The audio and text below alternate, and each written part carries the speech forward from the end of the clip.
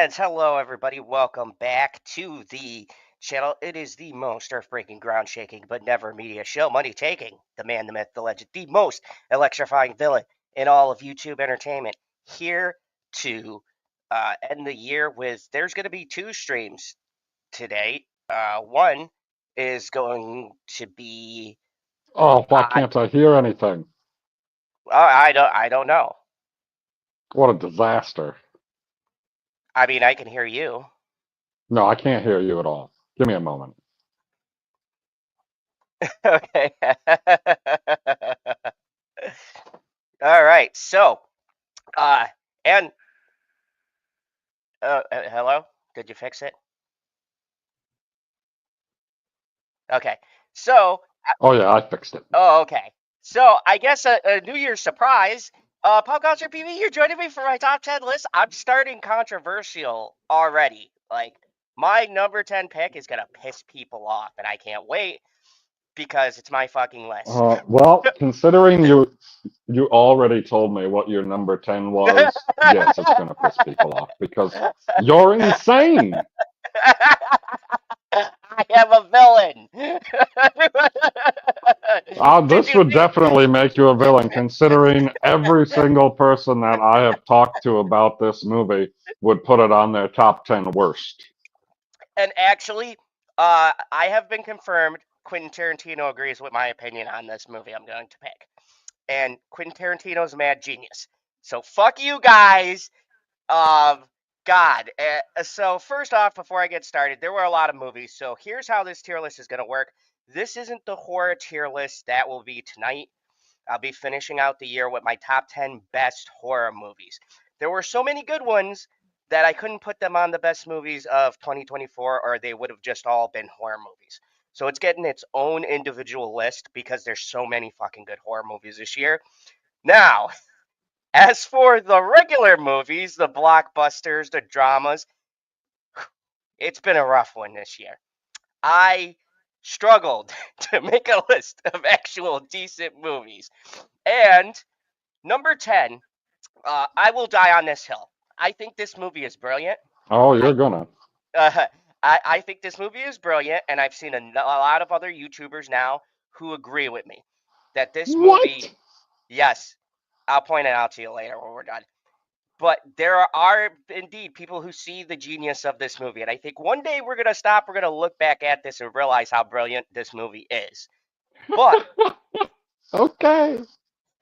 my number 10 best movie of this year, Joker 2, Fully Adu. What the Um, fuck? I think this movie did everything it set out to do. I think the people that hate it so adamantly, uh, they fell into Todd Phillips' brilliant trap. I think this movie is a So, masterpiece, and question for you.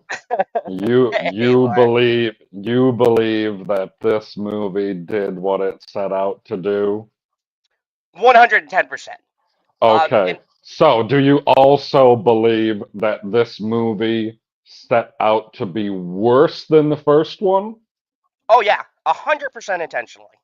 He intentionally made the movie worse than the first one he made. Yes, because Why so would you intentionally do worse? I will tell you why. Okay. So here's the actual deal. It's been revealed in Todd Phillips' own words. Now, I don't work for fucking WB, but it sounds like a WB thing they were going to do. Todd Phillips did not want to make a sequel, if you guys didn't know. And actually, he still didn't want to make a sequel. But much like what WB did to The Matrix, they wanted to bend Joker over and rape it with the WB shenanigans that they do with every fucking movie that they've done with DC. So I think, and now this is just tinfoil hat, but I'm going by some wording and interviews and things like that. I think Todd not only stuck it to the people who took the Joker movie too literal and the other ones, we had that crazy left side we argued with when the first movie came out.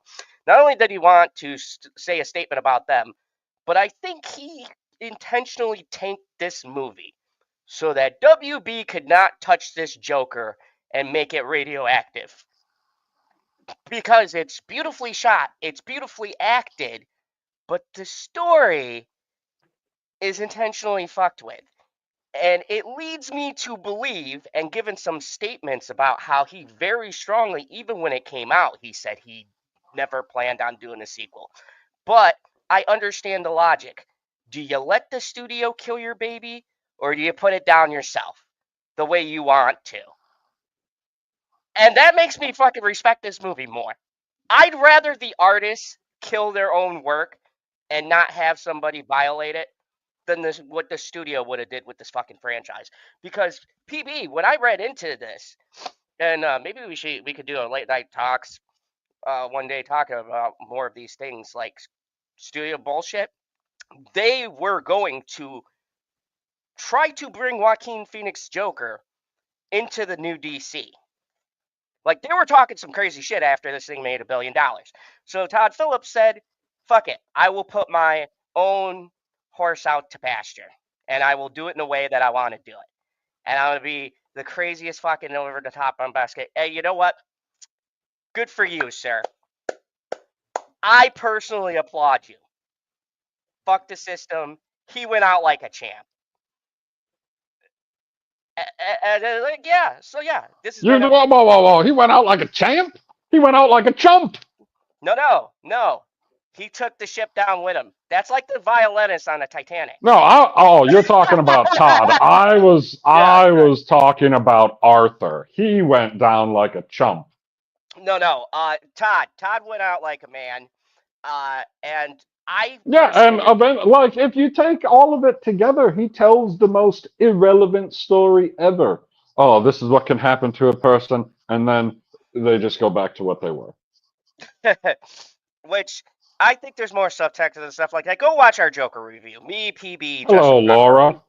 We had a big long chat about this. It's really fun and entertaining. Let's get on to my number nine. My number nine, and I can guarantee you PB hasn't seen this, but maybe we'll do a watch along because I Oh, think you'll really? love it. Oh yeah, you'll love this because of who does the inner monologue. But this is a great movie, unlike the fucking Crow, which also what's his face was in. I always forget. He's been in everything. He's had two bad movies and two good movies. Uh, he did the Crow. Fuck, I was so angry. I'm starting to forget his name with the Crow. But my number nine is Boy Kills World.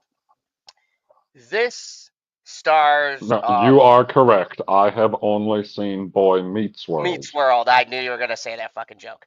Okay, I knew You're it when I welcome. when I set that up. I was like, and wait for it. There we go. I love that show. It's my favorite TGIF show. So, Boy Kills World, Bill Skarsgård. There we go. Bill Skarsgård has had a very rough year. If you guys don't know, he was in simultaneously the two best movies of this year and the two one of the worst movies, and was number one on my top 10 list of worst movies. You could check that out. Um, but Boy Kills World is an interesting one because it's a movie not very many people saw that was not marketed very well and might be one of his best movies of this year. It is about a deaf mute badass who seeks revenge on a dictatorial society that it's basically an adult version of the Hunger Games with Bill Skarsgård, who has, wait for it, his inner voice is the dude who does Archer and Bob's Burgers. That's the monologue so that we know what he's saying. Oh, see, Um, I know his name, I but know his name too, but Archer Bob's Burger. I always get it backwards because it's either John H. Benjamin or H. John Benjamin, and I can never remember which is which. I want to say John H. Benjamin sounds more familiar to me, but I think that it would be, I don't know oh, how look you at would this. do it. It would be That's funny if the inner monologue for Bob was done by Archer and for Archer was done by Bob. and Asperger's. I'm confused by that. Okay. Um, but Boy Kills World was a great, violent, bloody good time. And here's the thing too. This movie was an action movie where I was just expecting big dumb action. You know, Bill Skarsgård's fucking ripped. He's doing great. I mean, he literally doesn't speak in the movie, so he has to express things that his voice is saying, but with his facial features, they gotta match what the Well, monologue is he saying. the only time he, let's say, air quote, talks is his inner monologue, Yes. So you which only, which isn't his voice. which isn't his voice. It's a voice from a video game he saw as a kid. So that's how Oh, he thinks people talk. So whenever we hear what he's thinking or it gets translated, you'll hear, well, I don't think that went very well, you know, and that kind of, it's like, so, yeah, but he's deaf and mute. I don't want to tell you guys the reason why it's part of the movie, but the plot twist of the movie too was surprisingly well. And I said, why is nobody fucking watched it? And it's one of those movies I think is going to get a cult following as we go along. I think more people will discover the movie and be like, oh, okay, um, it's pretty cool. But yeah, definitely Boy Kills World. Hey, maybe in 2025 we'll watch this 2024 movie, PB, for my top 10 best movies of 2024, and you can see if it should have been at number 9. I'd be okay with that. Yeah, this is just a fun bloody movie, and I mean, you know, I'm game for anything with Archer in it. I knew once I said that. At the very least, you're gonna enjoy the jokes. So Right. Phrasing. number 8, we are on to my 8th pick, and this one took me by surprise. I wanted it to be higher on my list, but unfortunately, the person who made this was his first movie, and you could tell, like, man, if this is your first shot, dude, movies number 2 is gonna be fucking insane. But there's a little movie called Monkey Man, and it's by uh, actor. Oh. Yeah, yeah, and I think you remember me talking about this, PB. Oh, I mean, I've most definitely watched the trailer a couple times Times, in yep. the sense that I know that I watched the trailer outright and then I've seen like the 60-second ad or whatever a few times here and there. And I don't know, to me it looks like it's an Indian style movie. Um, Or is that wrong? Here's the thing: it is, but it isn't, because the person who made it, Dev Patel, is an Indian American actor. So he shot it in India, but he cut the Bollywood bullshit out of it because he knows how Okay. the American market thinks. So it's a very approachable movie if you don't want to jump into the Bollywood. I fell down the Bollywood rabbit hole, and I'll tell you what, dude, they got some fucking crazy good movies. Like, and it's so funny to me because you'll be watching a great scene and then they'll break into dance. But here's the weird part about it: it doesn't fucking like take anything. It almost feels natural. I watched one Indian movie that didn't have a dance number. I was like, what the fuck? What is happening right now? Like, I was, I Oh, was so expecting. it doesn't take anything away from the movie. That's good. But does it add to the movie like it does in the Marvels when they're on the singing planet? Okay, first of all, don't ever fucking I bring love that that movie scene. What do you up. mean don't That bring was that movie? That terrible. movie's great. That movie is not terrible. The only reason Okay, let's that put I it like this that way, movie is Zod. Brie Let's Larson put and it this way. was super good in it. Uh, Joker 2 is worse than Joker 1, but The Marvels is better than Captain Marvel. And you cannot argue against this.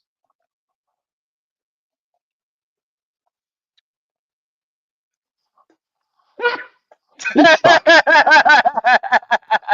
No, you, that's, see, people, when I talk about making a logical debate, that's what we call a logical debate. He's got logic, he's got facts. I can't argue with the facts. Well, I'm just trying But to I'm just when you're trying right, to you're argue right. from I'm trying to argue from your opinions. No, because you used my own opinion against me, and if I That's say what I that do. And to be honest with you, objectively, yes, if we take the Marvels versus Captain Marvel, honestly, the Marvels felt like what the first movie should have been, and we should be getting another better movie. Only we're in a fucking crazy alternate timeline. Hmm. I can't argue against that either. So, Monkey Man, yeah, a great movie. Now, here's why this is lower on my list. This movie also, one, has one of the hardest scenes that will detract a lot of, how do I put this? This will detract a lot of women from watching this movie. And it's not that this scene isn't needed. It's very much there for a very specific reason, and it is very important to the storyline. But you'll get to this point in the movie, and even I've watched this movie 3 times, and the last 2 times I fast forward past it. And the most interesting part about the way this particular scene is shot is that nothing is shown, let's say, that would be like Americanized, like how we would do with these kinds of scenes. It's nothing like that distasteful, but just the implication and then what happens to this lady after the act. It's there for a reason. I understand why it's there, but I know it will immediately make people not want to watch the rest of this movie, which is a shame because it's literally the character's whole motivation for why he does what he does. Also, too, Dev Patel puts in a lot of Indian culture. I'm not Indian. I don't know if half of what this fucking shit is about. Even the Legend of the Monkey Man is very hard to. I got the gist. I understand the concept, but I don't know if he had superpowers, if he was infused with something, and the movie never fucking explains it. So I took it as use your imagination. But I can't tell you if that's correct because the director didn't. And that's what I mean when I say Dev Patel is a good first time director. You could see the groundwork for him making a brilliant movie. And I have a feeling it could be his next film or the one after. But this movie is pretty goddamn close. And the fight scenes. People used a terrible comparison. And I want to get this out of the way because I said this in my review. This is not Indian John Wick. This is not even fucking close to being John Wick. The fights are very messy, but they're messy on purpose. This character fights very differently than John Wick. Even Indian fighting in general, or their fighting style, is different than what we use. He does use some kickboxing and American moves because it's Dev Patel, but he uses a like Indian form of martial arts. So it's very brutal. It's very visceral. I really love this movie, but I do Well, understand okay, this. is don't they like halfway intermingle the dancing with the fighting? There is a scene, Like, yes, where that's what I'm the picturing fighting in my mind, style. where he looks like, yeah, the fighting style is like drunken Bo Raicho. Laura B has a good point. Basically, a movie that none understand. It yeah, it's you'll get to a certain point, and if you just have fun with the action, you will love it. If you're Indian, I think you'll totally get it because I saw a lot of Indian people who are like, "That fucking movie is like our John Wick," and I go, "I guess." But I think Dev Patel is one of those directors like Jordan Peele, where like he makes that movie and then it just takes off. And you guys know how I feel about Jordan Peele here on the channel.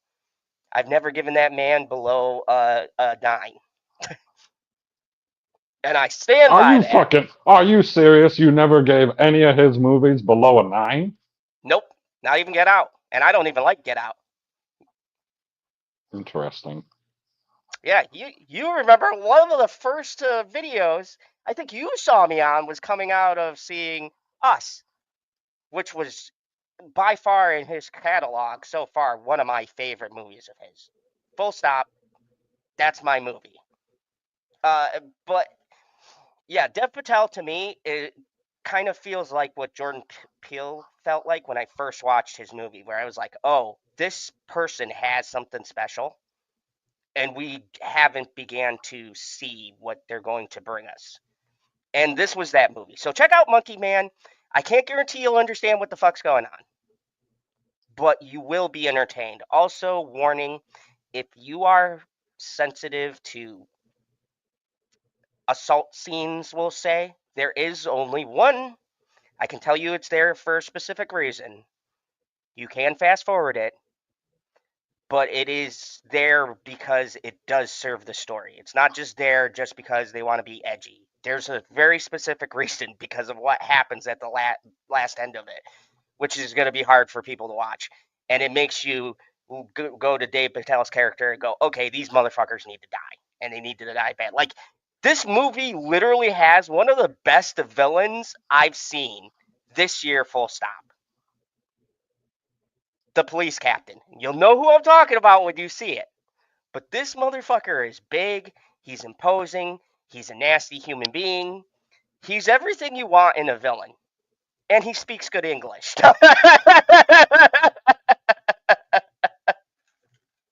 So, What do you mean, like British English? like, no, not proper. Well, okay, yeah, actually, kind of properish, but it's also very gruff. He's just intimidating. Yeah, definitely. God, I spend so much time trying to explain Monkey Man. I feel people are gonna watch this and be like, okay, so what is this movie about? Just fucking watch it. It's one of those movies, and I've gotten this across the internet. Either you're really gonna like it or you're really gonna hate it. But I warn you now, don't listen to the critics who said this is the next John Wick. No, everything is the next John Wick. Okay, No. so is he supposed to be a Hey, Carmen. survivor or an assassin? Hello, Carmen. He is a survival. He is a survivor who was just a kid, no formal training.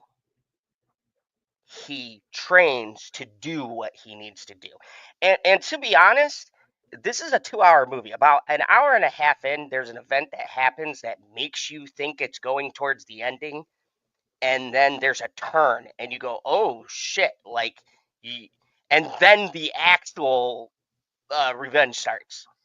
Because you get to a certain point and you go, okay, this is the big spectacular finale, like the John Wick scene, the building, and it does not go the way you think it's gonna go, and then it like resets the person, and I respect that because he's a normal dude. He's not John Wick. He I don't want to give anything away, but I will say you get halfway through the movie, you get a nice little plot twist, and you go, "Oh shit, this is still going." Because I was looking at my watch at about an hour and a half, and I still had like a half hour, 45 minutes left in the movie, and I was like, "Damn, the ending started quick. What is 45 minutes of credits?" And then the twist happened, and I went, "Oh." So just trust me, it's a good movie. The story is a little confusing unless you're Indian. You might get it more than I did. Um, and the last fight scene, there is something, and you can check out my spoiler review when you check out the movie. There's something that happens that I thought was too over the top and ridiculous, even for me, even for the kind of movie this was. Check out my review after you watch it. So, my number 8 is Monkey Man. Now, my number 7 is the funnest movie that I've seen. And I'm not Ever? alone. No, just of this year. Oh, okay. Just of this year. Well, I just had And to I make think sure. because PB, you watched this with me, I think you can agree. This movie had to make this list. My boy Jason Statham is back, and he takes care of bees. He's the bees. Oh man, You knew this was good. I almost put this. It was so close to going into my top five. dude. The Just bee. I think the thing that I love the most about that movie is like how calm everybody is when they're talking about a beekeeper. And then once you get to the people that know who beekeepers are, they lose their fucking shit. They're like, well, you might as well just pack it in. You're fucked. And this movie, this movie is a prime example. of knowing that this is the dumbest concept on earth, It's and I like said, the this is what. beekeepers are dangerous enough, and now you have one with a personal vendetta.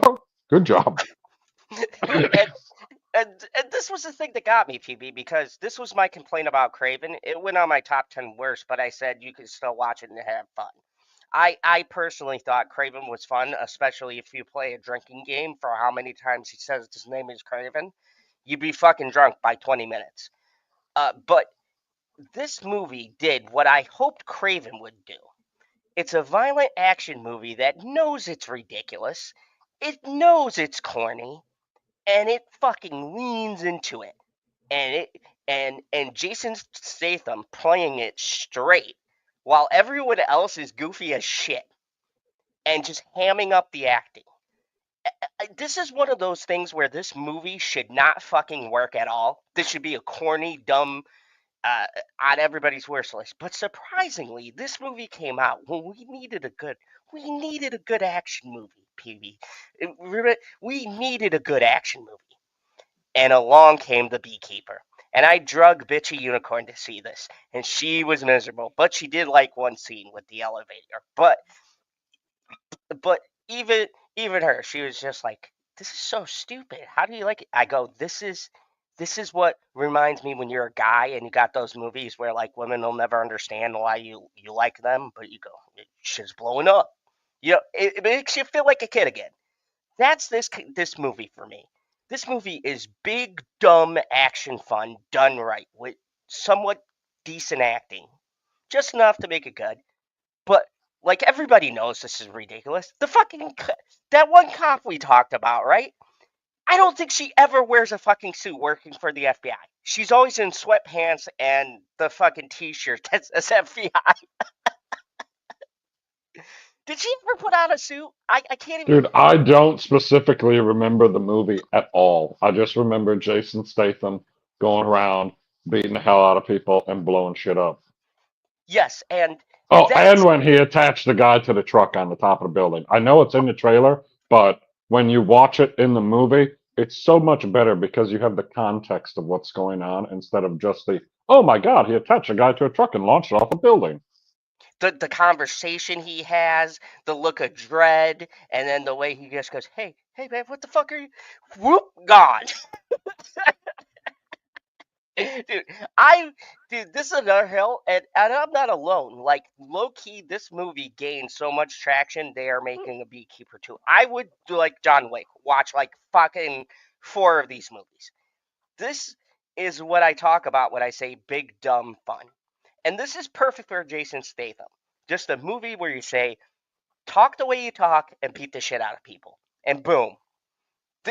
This is it. This is where he can make a movie like this work with just him alone. Because when Jason Statham walks into a room, my favorite scene, probably of this year, would have to be when Jason Statham walks into that room with all those people on the phone, and he clocks the guy on the phone several times with, and he starts fucking dumping gasoline all over their workstations. Oh, yeah, yeah, yeah. That's a great one. And the guy's like, "Hey, what are you doing?" What the hell are you doing? He's like, well, I'm gonna burn this place down. You got, what is it? Does he say 5 minutes or 2 minutes or he's how like, much? I don't remember how much time he says, but there is a specific amount. And then he references the amount, what, like 4 or 5 times while they're talking. And he's like, well, now it's down to this. and people are fucking rushing out of the thing. Like this movie is a prime example of what we talk about. This is what summer blockbusters should be. It's an hour and a half, so it's not like you're sitting in the theater for fucking 2 hours. It's big dumb action fun that's decently acted with a great cast and all of the bloody action you want to see. But there's I would say that it's better than decently acted. I would say it's at least good. Yes, I would say I agree with that. It's good acting. It's serviceable. It's enough to where you're not cringing and you're not going, oh, but some of those lines are pretty hilarious too. And a lot of them come from Jason Statham because he's playing it completely straight. Like, he's a badass. He's going to fuck your shit up. But everyone around him, it's like they looked at the script and they're like, "Oh yeah, I love this." Especially what's his name from the Hunger Games. That guy overacts being the biggest douchebag, and it's beautiful. I loved every scene he was in. His like just total disrespect to Jason Statham's character, and being this like internet billionaire or whatever the fuck he was into, Bitcoin and scamming old people thing. Like this movie is just great. If you guys haven't seen this, please, please, please, please watch The Beekeeper. You will enjoy yourself. This is a fun movie. I had a great time. That's why it's on my number 7. And quite honestly, it was tough. I wanted to put it in my top 5, but when you get to it, you'll understand why this didn't make it. But I go, no, it's going higher on this list because goddamn, I had so much fun with this. I own this movie, and everybody should buy a copy, and buy a friend a copy. And it's been confirmed. Jason Statham is signed on for Beekeeper 2. So All right. yes, I'm going. I can't. I I'm. mean, we could just turn it into the new transporter. That's fine. Oh yeah, this definitely has transporter vibes. If they would have made it rated R, which they should have, I think that's the biggest mistake the franchise made. I But mean, I'm not gonna lie. The movie makes me think like there are people keeping bees all over the country in pretty much every frickin' state. Are we safe or are we screwed? I don't know. don't piss them off, PB. Right. Like, don't just make sure you have no personal reason for them to come after you, or else you're just screwed. Okay, my number 6 surprised me. Now, I want to talk about an actress that gets panned and shitted on by a lot of people. Ooh, Kristen ooh. Stewart. Before, hold on. I just had this thought. Like, okay, we both love Beekeeper. Beekeeper 2 is coming out. Uh, who is the most famous actor you can think of that would be synonymous with a scene with bees? Tony Todd, Candyman. Okay, okay. What about a scene with bees where there are no bees? What is this, a fucking riddle? Nicolas Cage, man. Nicolas Cage. The Oh, bees. The no, no. goddamn bees. Okay, yeah. I just want him in a cameo and he could do the same thing, but with actual fucking bees there. Dude, if they put Nicolas Cage in a Beekeeper 2, and he was like, the bees! Oh, God! Ah! Dude, That'd be 10 out of 10. amazing. Oh my God. 10 out of 10. 11 out of 10. I don't give out 10s. I would give that an 11. Dude, that would be, that would make my year, my decade. Like, dude, if Nick Cage retires, the last thing he needs to do is he needs to do the Beekeeper 2 or whatever they're on, 3, and just be in the background and yell It'd be that. spectacular. Yeah, Pickles Cage. Exactly, Harvey. Don't worry, we'll get there. Okay, so my number 6 is Kristen Stewart has had a bit of a redemption arc. She did Charlie's Angels. We all know how that went, and you guys can see my review on that fucking abomination of a film. I did say though, Kristen Stewart is an interesting actress because uh, she for a while was getting terrible roles where she was good, but the movie was dog shit. And now she's had this mini redemption arc, and she's done great movies. And one of the movies, and I was surprised how many people commented, and they've seen this and agreed with me. One movie that everybody should watch is a little indie flick, and it's at my number 6, and it's called Love Lies Bleeding. This movie is a steroid induced ball nut shattering acid trip. This is crazy as shit. So, what is Love Lies Bleeding about? It's about a Kristen Stewart. She owns a bodybuilding shop, and this bodybuilder comes and she falls in love with her. And yes, it's a female, and I know the whole woke shit, but this isn't that kind of movie. Ed Harris is in this movie and gives probably one of his best performances in years. And he plays a loan shark guy. And Kristen Stewart's sister is married to him, played by Wait for it. What the fuck is his name? He's the brother of somebody super hated these days. God damn. Hold on, I gotta look up the cast. But anyways, so Unbelievable. Kristen Stewart, and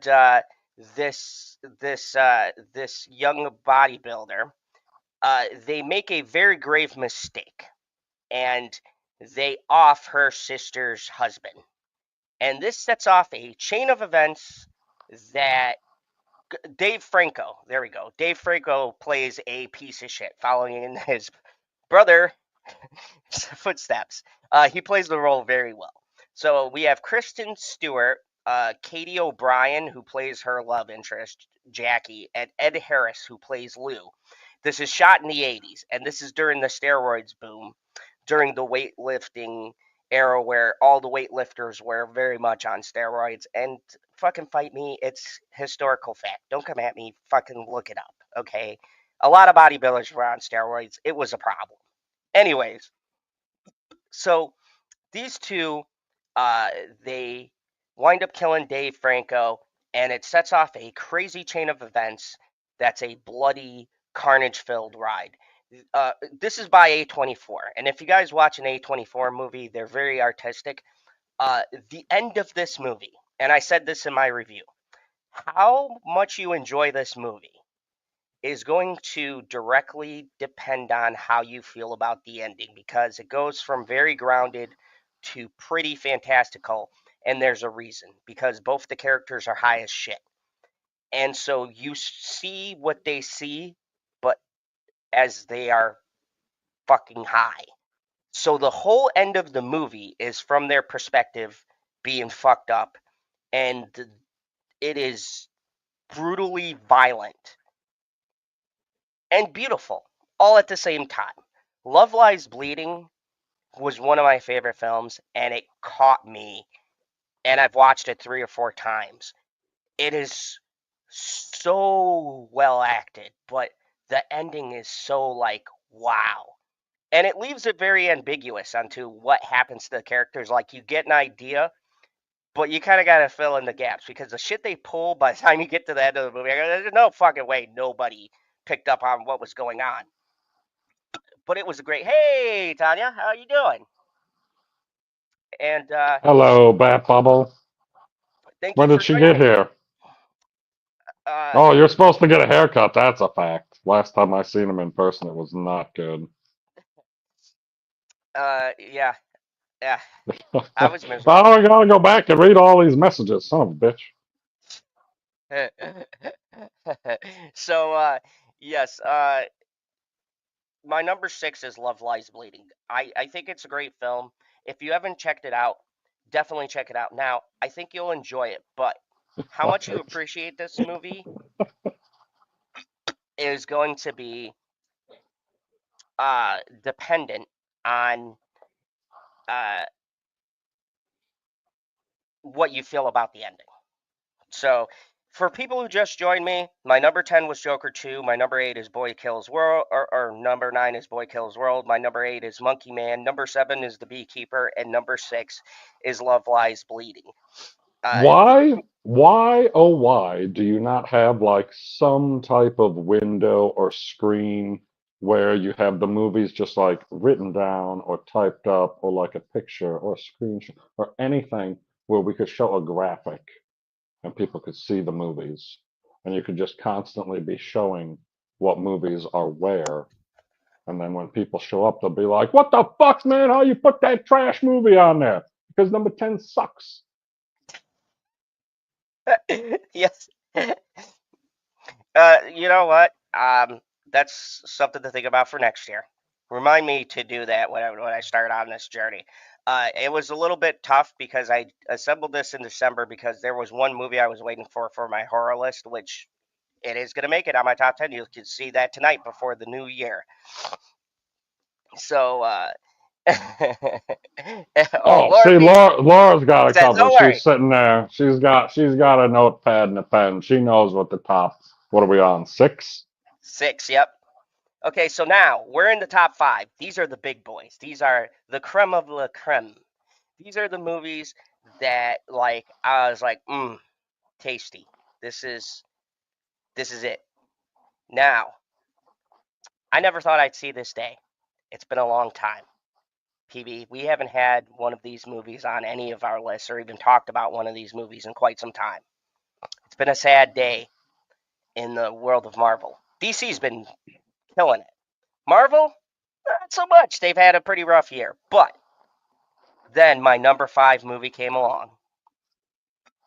And my number 5 movie was by a man who understands what superhero fans want. And he said, "Oh, yeah, Disney, hold my beer. Let me show you how it's done. Let me show you how to get people hyped again. Let me show you how to put asses back in the seat."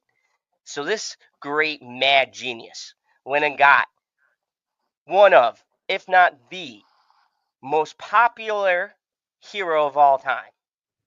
And they're best friends. I And mean, he, if we're talking about films and a character in films, I would say it's the most popular yes, because he's one person, whereas the other one is played by three different people. yes, true. And Carry so on. this man got his best friend and he camped out in his yard and he annoyed the shit out of him day after day until finally, to get him off his front lawn, he agreed to make this movie with him. And now in the world, we have my number 5 of the best movies of 2024, Deadpool and Wolverine.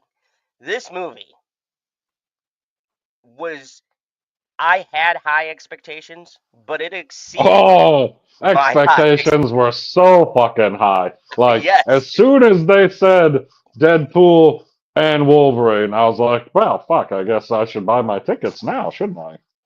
This was a movie when this was announced. There was not a measurement for pre-sales. And people don't go buy pre-sales because it's all bullshit, right? They said all of these movies were gonna that pre-sold out were gonna be big, and they flopped hard. This was a movie where you knew there was no measurement for how fucking crazy this movie was gonna be, and Ryan Reynolds delivered. He delivered. He finally gave us a movie we've been asking for. Big superhero, funny when it had to be, emotional. Like this movie had, you know what scene Okay, I'm talking about, to where be I was fair, tears. all of the Deadpool movies have those scenes in them. Yes, but this was different because it was Hugh. Hugh Jackman's Wolverine in this is a broken shell of a man. Well, And, yeah, and that's true. That's because he didn't want to pick comic accurate Wolverine who's 5'1". yeah, which is fine. Dude, that was But so funny. He gets off the stool. dude, the, this is how you do self-aware humor, but not overdo it. This is how you can do funny, but still have emotional. Like it was funny in the scene in the end, and I'm sorry, spoilers. If it made 1 point something billion dollars, so if you haven't seen it, what the fuck? It's on Disney. Go watch it. But this is how, like, that ending scene, how they could make it funny and still you're in tears when you think, oh my god, they're actually gonna fucking die. And then at no point, this brought back that suspense where I was like, oh shit, they're gonna kill Wolverine and Deadpool. Like Ryan Reynolds might have just been like, this is a one-off. We didn't know. And they made every scene where you felt humor, you felt laughter. The fucking cameos made sense. Fucking Blade, Wesley Snipes. What, dude? The cameos.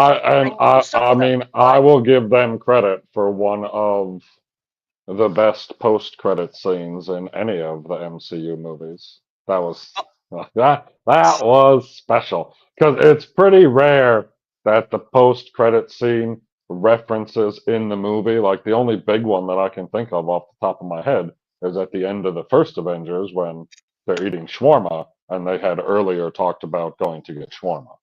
yes. But that post credit scene, I was fucking laughing my ass off. He's like, I gotcha.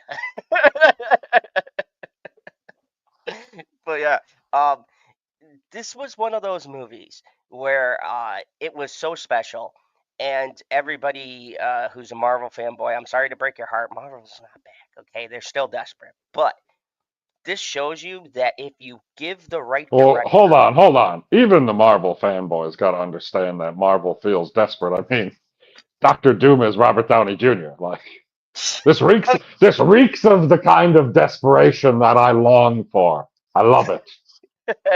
so I mean, don't get it twisted. This isn't me saying, "Oh, Marvel's back." It's me saying Marvel is taking a step in the right direction by finally just being like, "Hey, here's a director who knows what the fuck they're doing. Here's a good script. Let's make it." And I think the problem with Marvel is very easy to fix. Slow the fuck down. Slow down and do what you did before. Do what makes you success. I don't know what happened where they felt they need to do 20 shows, 5 movies, and good luck understanding what the fuck is going on when you walk into the film because you didn't watch the 3 other Disney Plus fucking spin-offs. And I'll get to you, Agatha. Uh, I'll deal with that in my top 10 best shows of this year. But this was one of those where it was standalone while still being connected, but doing its own thing, telling a good story and entertaining people. And it deserves absolutely to be my fifth spot. And if you would have told me at the beginning of the year I was going to have a Marvel product I anywhere on mean, my list, I would have said you're high. I'm a little disappointed because, like, I'm quite certain at this point that a movie that I would have put in the top 10 is not going to be in your top 10 because of where this movie is, and the other one is not better than this. Like, that's what I would say. So, I want so wait, I'm pretty sure Venom is not in here. no, no, and it's not in my Which, worst movie. how the fuck, like, Venom is easily better than Joker. I know that you fucking enjoyed it more. Yeah, it's not in my worst movies. It's not in my best, and you Like understand. I couldn't make that point earlier when we were talking about Joker because, it hadn't been a revelation unto me that it wasn't going to make the list. I was like, oh well, it could still make the list. And I was like, oh, 9 was good. 8 was Monkey Man. Yep. I haven't seen that one, but it looked good. And then Beekeeper, I was like, oh yeah. And then I haven't seen number 6, so I have no idea. I'd never even heard of it before. That's why I didn't say anything the whole time you were talking about it. And then number 5 was pretty obvious. Yeah.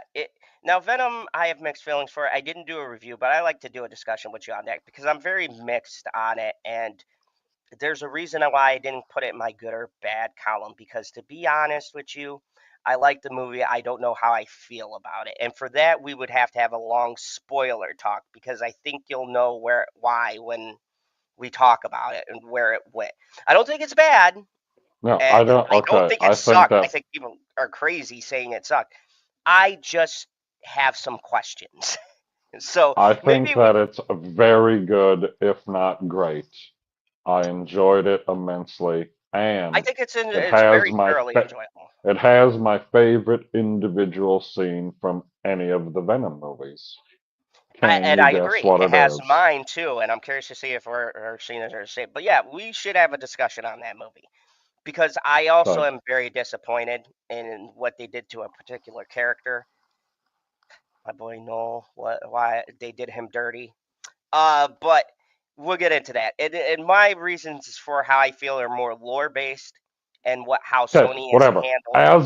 As of right now, I'm not upset with Deadpool and Wolverine being number 5, but I guess I have to wait and see what 4321 is. Okay, so number 4, and this movie has not gotten the credit it deserves. And Bitchy would be happy about this because I told her it was going to be on this list because it surprised the shit out of me. She dragged me to this kicking and screaming, and I could kick myself Is she for. not there? She's in the room, I think. But yeah, she dragged me to this movie kicking and screaming because I've been burned by this franchise several times. But this is a case where sometimes you got to listen to your future wife. Um, and it shocked us at how fucking good this was. And nobody, everybody who's watching it said it's good, but nobody's given this thing the credit it deserves. At my number 4 is quite possibly one of the most underrated movies of this year and deserves so much better than it got. And this motherfucker better get a sequel or I'm going to be pissed. Transformers 1. This movie, Oh, I didn't watch that one yet. and that's what Do I get I all the hold time. on? Question before you carry on. It's very simple. Do I have to watch the TV show that's associated with the same characters, I guess, because there's a couple different animation ones, but there's one that is those Not at all. characters. You don't have to Nope. watch the TV show at all.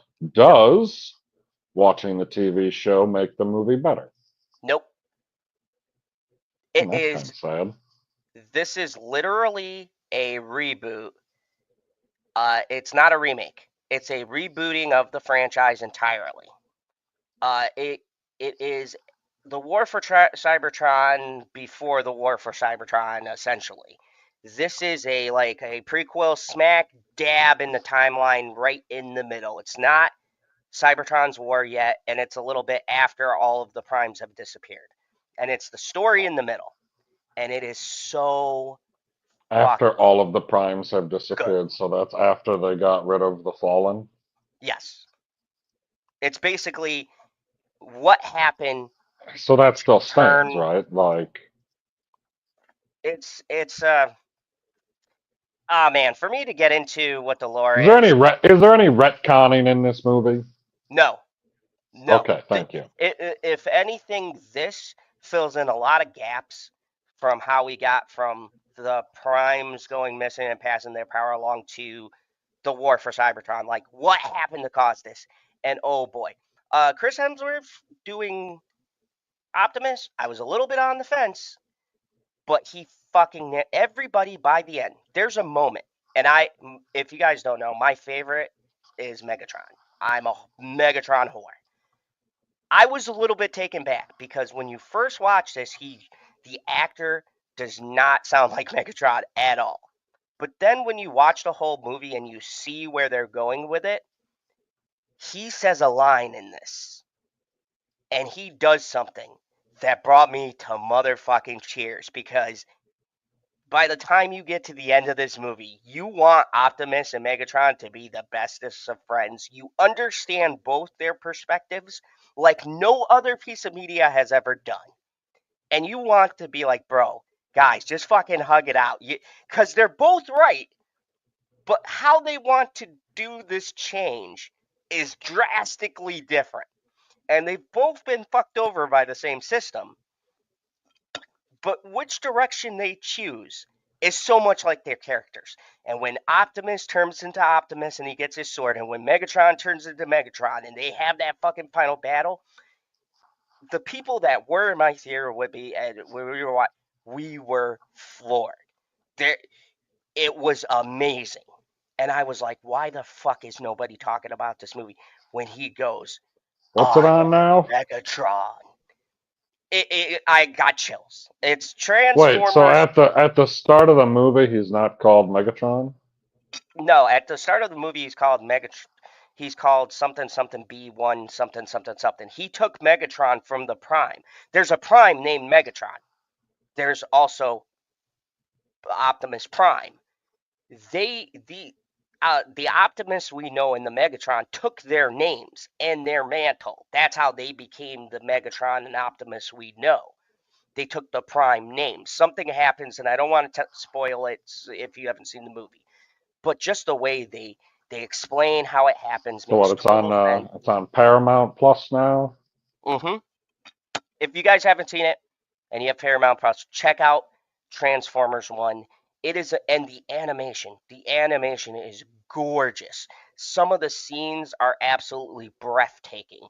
The Cybertron world when they show the crystals constantly moving and the planet is alive and these crystal things will just happen out of nowhere and they're on these big floating trains. This movie has so much love and the people who made this understand Transformers The whole movie takes place on Cybertron. and the whole movie's on Cybertron. There's no Hmm. humans, thank God. No humans, no nothing. This is a Transformers story about the Transformers. It's robots fighting. I don't want to ruin it, I but mean, They fight All others. of all They of the Transformers that I've seen, I would say that the humans piss me off less than I enjoy them being there. Like I like all the ones with Shia LaBeouf. I definitely like the ones with Mark Wahlberg. And then what was the cartoon one where it's all children? oh What yeah, was that show? I Prime? Prime I think. Transformers Prime? Yeah, see, and Bitchy is more into this. Like she would break down the whole lore and everything and draw you a diagram and tell you who's who and what clan belongs to what and what generation is where and whatever. But she's probably watched this movie like 6 times. Like I brought this movie and I've watched it like twice. She loves this movie even more than me. And for good reason. This is a great movie. You guys should watch it. Definitely give it the numbers because at the very least, I hope Paramount gives it a sequel that goes on Paramount. I don't care because where they leave it at the end, it fucking needs a sequel because the ending is so like they finished the story, but it's like now you want to see the war, and that's where they leave it off, and it's just like fuck you, man. Um, and I really hope they get a sequel because the animators for this they knocked it out of the park. The voice acting is great. By the ending, I was like, goddamn, Chris Hemsworth might be a good voice actor because he nails the optimist. Because at the ending, he does the and now we sit here waiting. He finally hits that, and I go, oh, okay. I mean, he's not the original voice actor. He doesn't come close. But by the end, the two leads damn near nail it. And it feels like a good passing of the torch to other people who could take these characters on. If you guys haven't seen it, check out Transformer 1. It's my number 4 for a reason. Now, my number 3 is surprising. And I just recently saw it. And I had no clue it was going to go as high as it would. But I have a special place in my heart for this actor. And it just popped up on my video. It was in theaters and it did really well, but I had never heard of it. And my number 3 is a movie called Goodrich. So, I don't think I Goodrich know this one.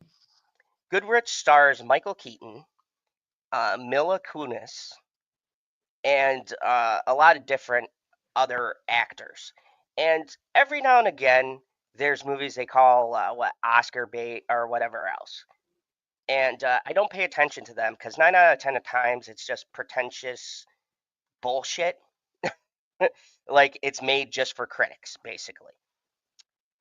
This is not that movie. This movie is very surprising. So Goodrich stars Michael Keaton, who plays a 60-year-old Los Angeles art dealer named Andy Goodrich.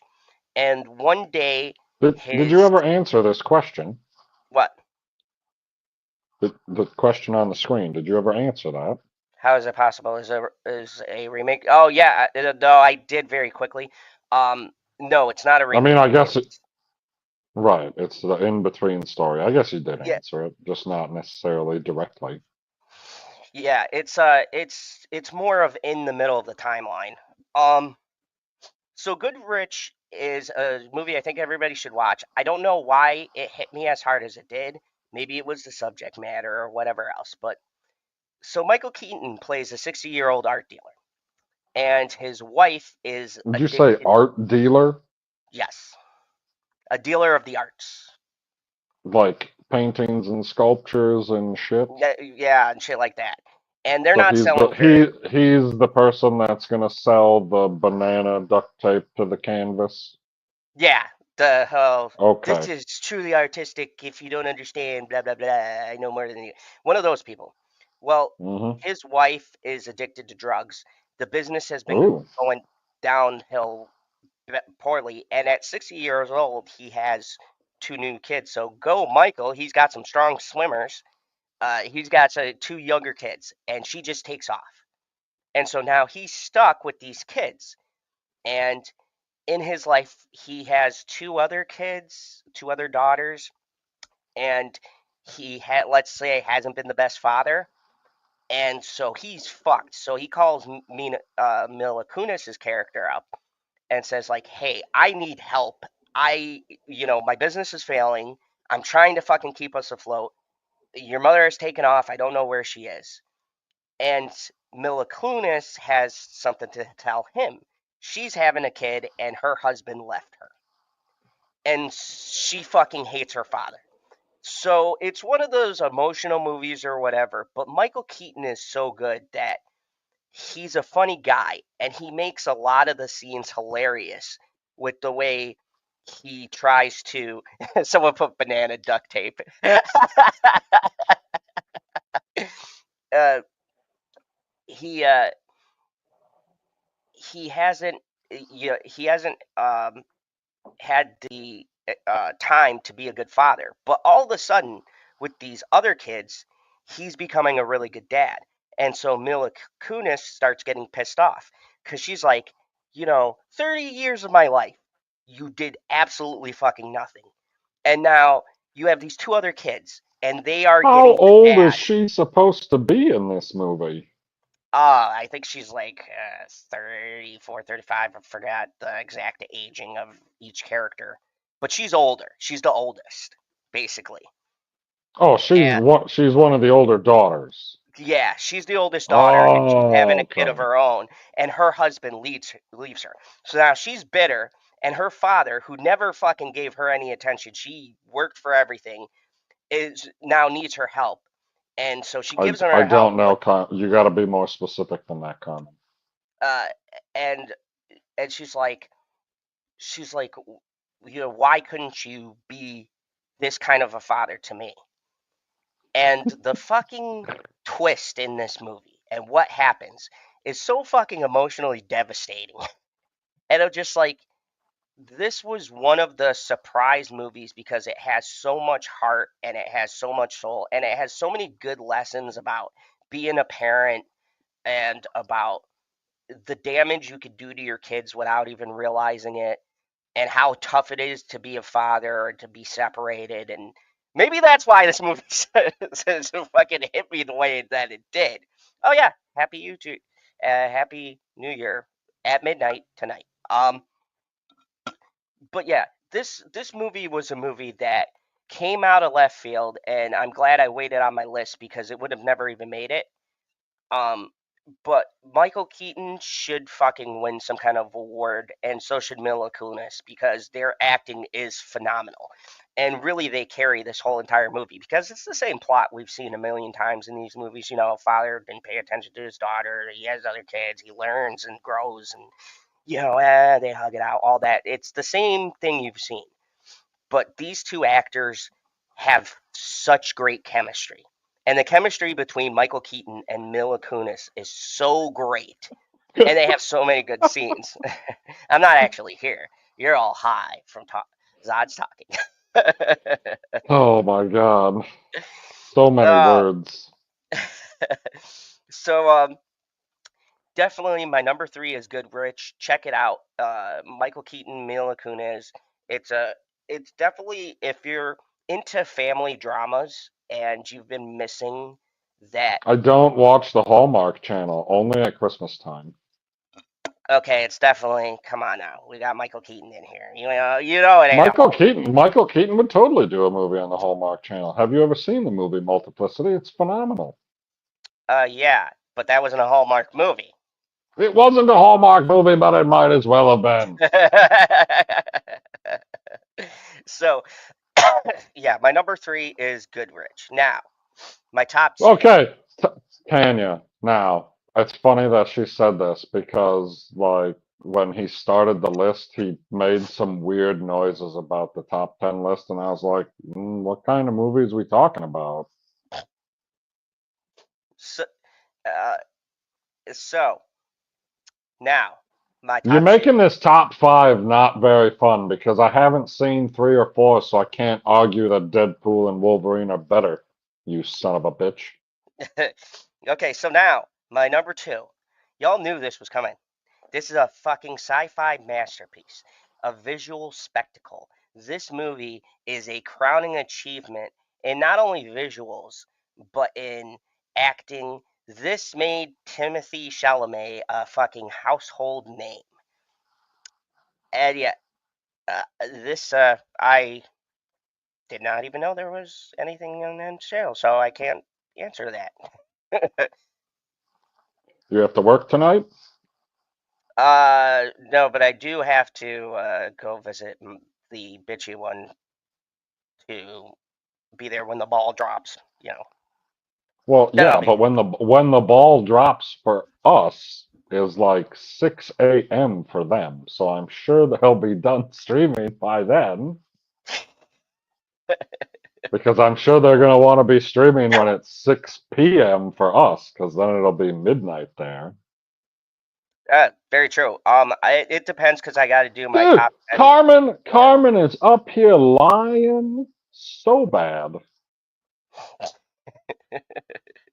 So, Everybody knows that she has a thing for Zod. She wants to see his eyeballs all the time.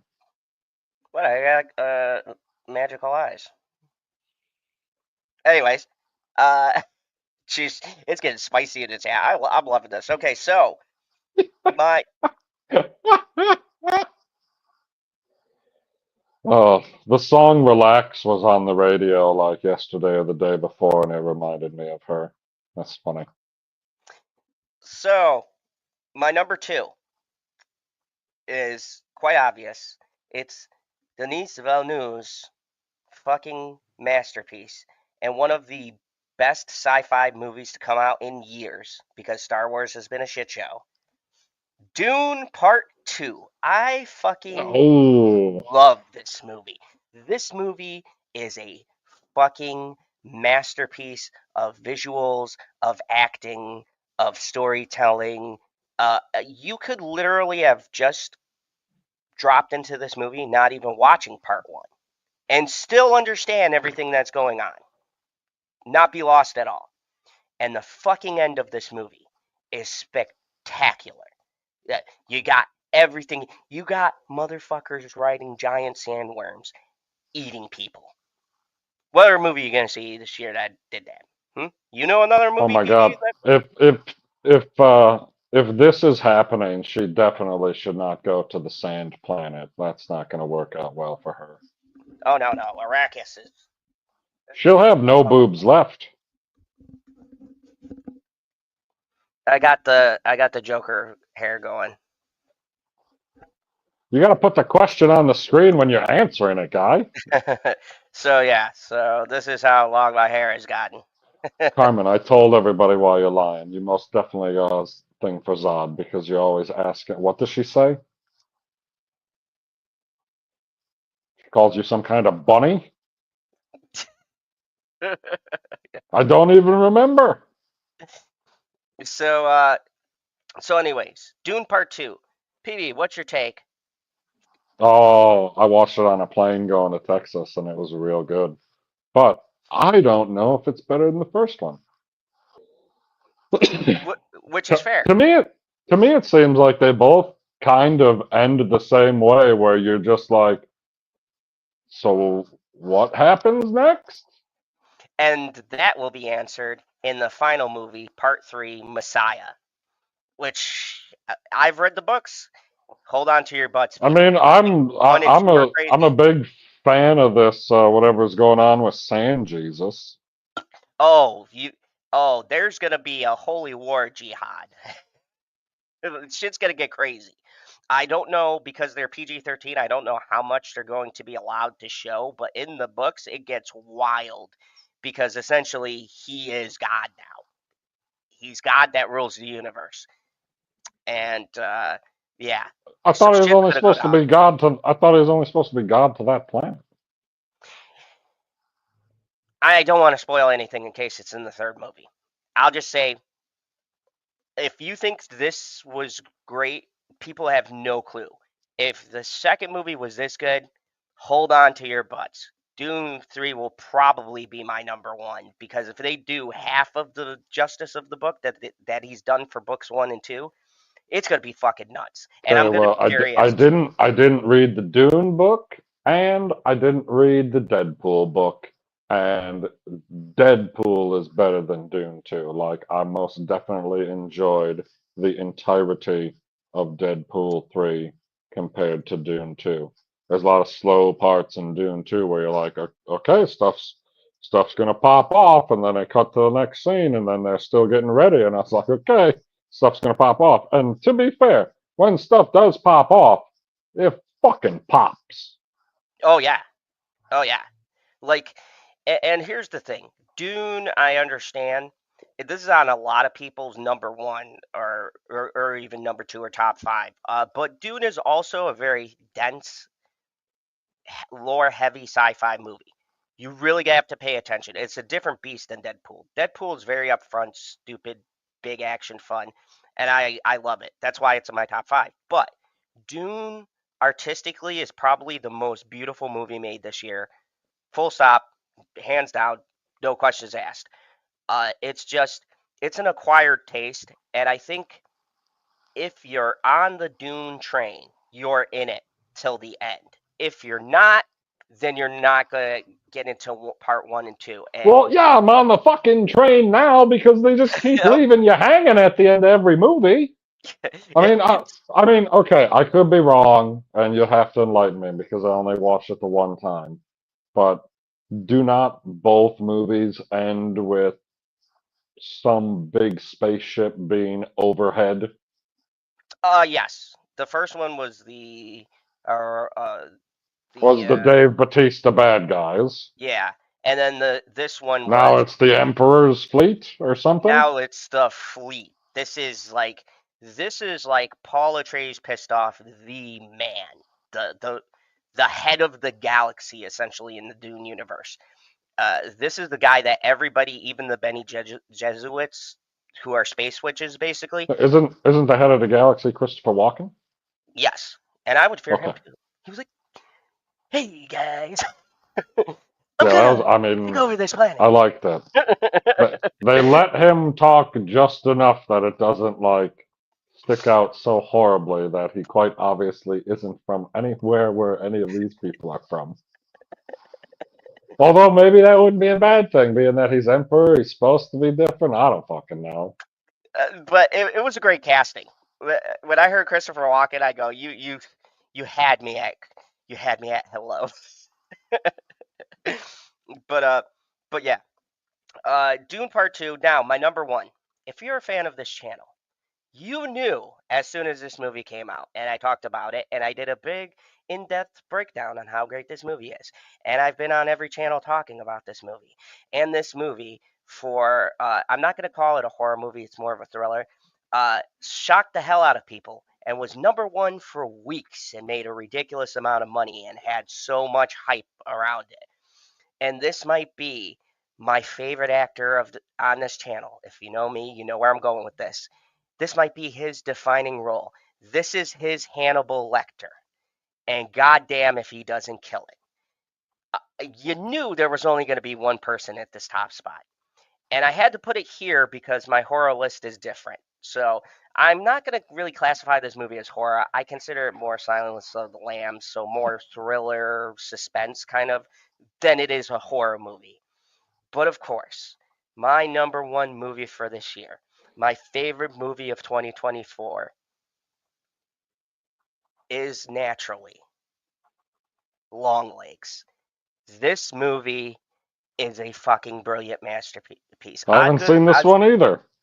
Osgood Perkins uses Nick Cage as you should use Nick Cage. This is the first time Nick Cage does his goofy voices, and you are terrified. He's sitting there in this interrogation room. He's like, "Hell, Satan!" Like, Nick Cage is unrecognizable in this movie, but the way they introduce Nicolas Cage in this film, in the first 10 minutes, had so many people who came from like the unbearable weight of massive talents, all the stuff Nick Cage was doing. Now his craziness makes you want to take a shower. I've never seen somebody embody a fucked up, deranged serial killer quite like Nick Cage. This role was so unnerving that Nick Cage said this is the last type of role like this he will ever play because it was even much for him. And that's saying a lot because Nick Cage has gone pretty unhinged a lot in his career. Long Legs is a brilliant masterpiece of a film. This is a movie where you feel uncomfortable in the beginning and it does not let you feel comfortable till the very last frame. When you get done watching this, you will be thinking about this movie for weeks and months and trying to figure out what it all meant and what's the deal, what's the end game, why. Okay, so what is Long Legs about? Long Legs very much is the template of Silence of the Lambs without being a direct ripoff of It's Silence of the not Lambs. about spiders. No. So Long Oh Legs well, what the is fuck? Nicolas Cage serial killer name. Um, he just signs his letters Long Legs. Now, PB, picture this: a serial killer who's Nick Cage, already fucking terrifying, right? He gets people to kill each other without ever being in the room. They don't know how, they don't know why. And he picks specific families on these specific days, these birthdays, for a greater grand plan that nobody knows what it is. And he can get these families to kill each other without ever stepping foot into the home. Wait, say that again. So Nicolas Cage is a serial killer who you would never know he was in the room except for he leaves a note. And he has gotten multiple families throughout the years to kill themselves since the 80s, to kill What? themselves. And and in I think the movie takes place in 1991, 92, and up until this point, he has never left any evidence, any clues, anything. He's been killing these people for like a decade, and the Okay. only reason why the cops know there's a killer is because he's left them a note. But that's it. But he gets these families, the fathers, to murder the wife and the kids. Oh, so he turns them all into Chris Benoit. Essentially, yes. That is terrible. Yes, but What do you mean that is terrible? That's what happened. no, but I get where you're going. So the Like cast that is some real life bullshit right there. Fucking roid rage. for this movie is Nicolas Cage, Blair Underwood, Mika Blair Monroe from Underwood. I can't yeah. picture Blair Underwood. Who's Blair Underwood? He's the typical black guy they always get in these movies to play the agent. He's a really good actor. I'm selling him short. What else is he in that I would know him from? Hold on a second. I'll look up his bio. He's in. I don't know if you know any of these. Trying to find one you would have seen. Oh, he's in Rules of Engagement, Just Cause. He's an old school actor. Uh, Oh, okay. Sex in the City. Wow. Deep Impact, 21 Jump Street. Oh, I know Deep Impact. That's a good movie. Yeah, he's in a lot of movies. There's a chance if you see his face, you'll know who he is, and you'll be like, oh yeah, I know that guy. But he's never been really standout lead. He's always a good supporting cast. So Mika Monroe, Sure. who is in It Follows, she is the lead detective, and Nicolas Cage is the serial killer Long Legs. Now, no, this is not the. Are we talking about? Wait. Okay, that's I was lost in that conversation. Never mind. Anyways, so Yeah, that conversation has nothing to do with the movies, guy. yeah. We're back to standard operating procedure where we have a stream and we talk about a topic and then we talk about something totally different in the chat. So Long Thank Legs. you, Tanya. Long Legs is a very tense psychological thriller, and this might be the closest thing we'll ever get to a movie that would, in my mind, comes close to, might even beat Silence of the Lambs for me. This movie is a brilliant movie. It is intense, and then I mentioned Nicolas Cage is a fucking serial killer. I mean, yeah, you may have mentioned that. Uh, this movie, uh, I did a And you guys can go check it out. It's on my channel. I did a full spoiler breakdown that I literally had to do because this is the kind of movie you just don't watch once. You've got to watch this movie a couple of times. But if you watch this movie, all of the clues to the mystery that you and the detectives are trying to solve are all there. It's all laid out right in front of you.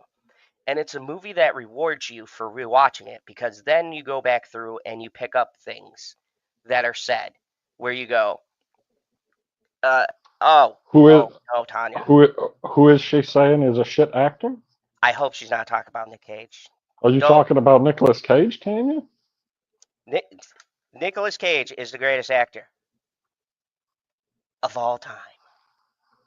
Of all time. Even when he's in a bad movie, he's a great actor. Oh, Oh she my goodness. is talking about Nicolas Oh my god. Cage. Those are fighting words, Tanya. Yeah, I don't like. Does she know what channel she's on? Wait, hold on a second. Nick will come for you. He heard you. This is the only YouTuber that I know or Twitcher. Do they call them Twitchers? Let's I think call them Twitchers. Twitchers. They I don't should. fucking Twitch is fucking dying. who gives a shit? Anyway, he's the only one I know that's got a shrine to Nicolas Cage. Oh yeah. Yeah, I got a full on shrine. Hold on a second. I gotta turn my camera like all the way And around. the piece de resistance, or is that how you? I don't know. I don't speak Italian.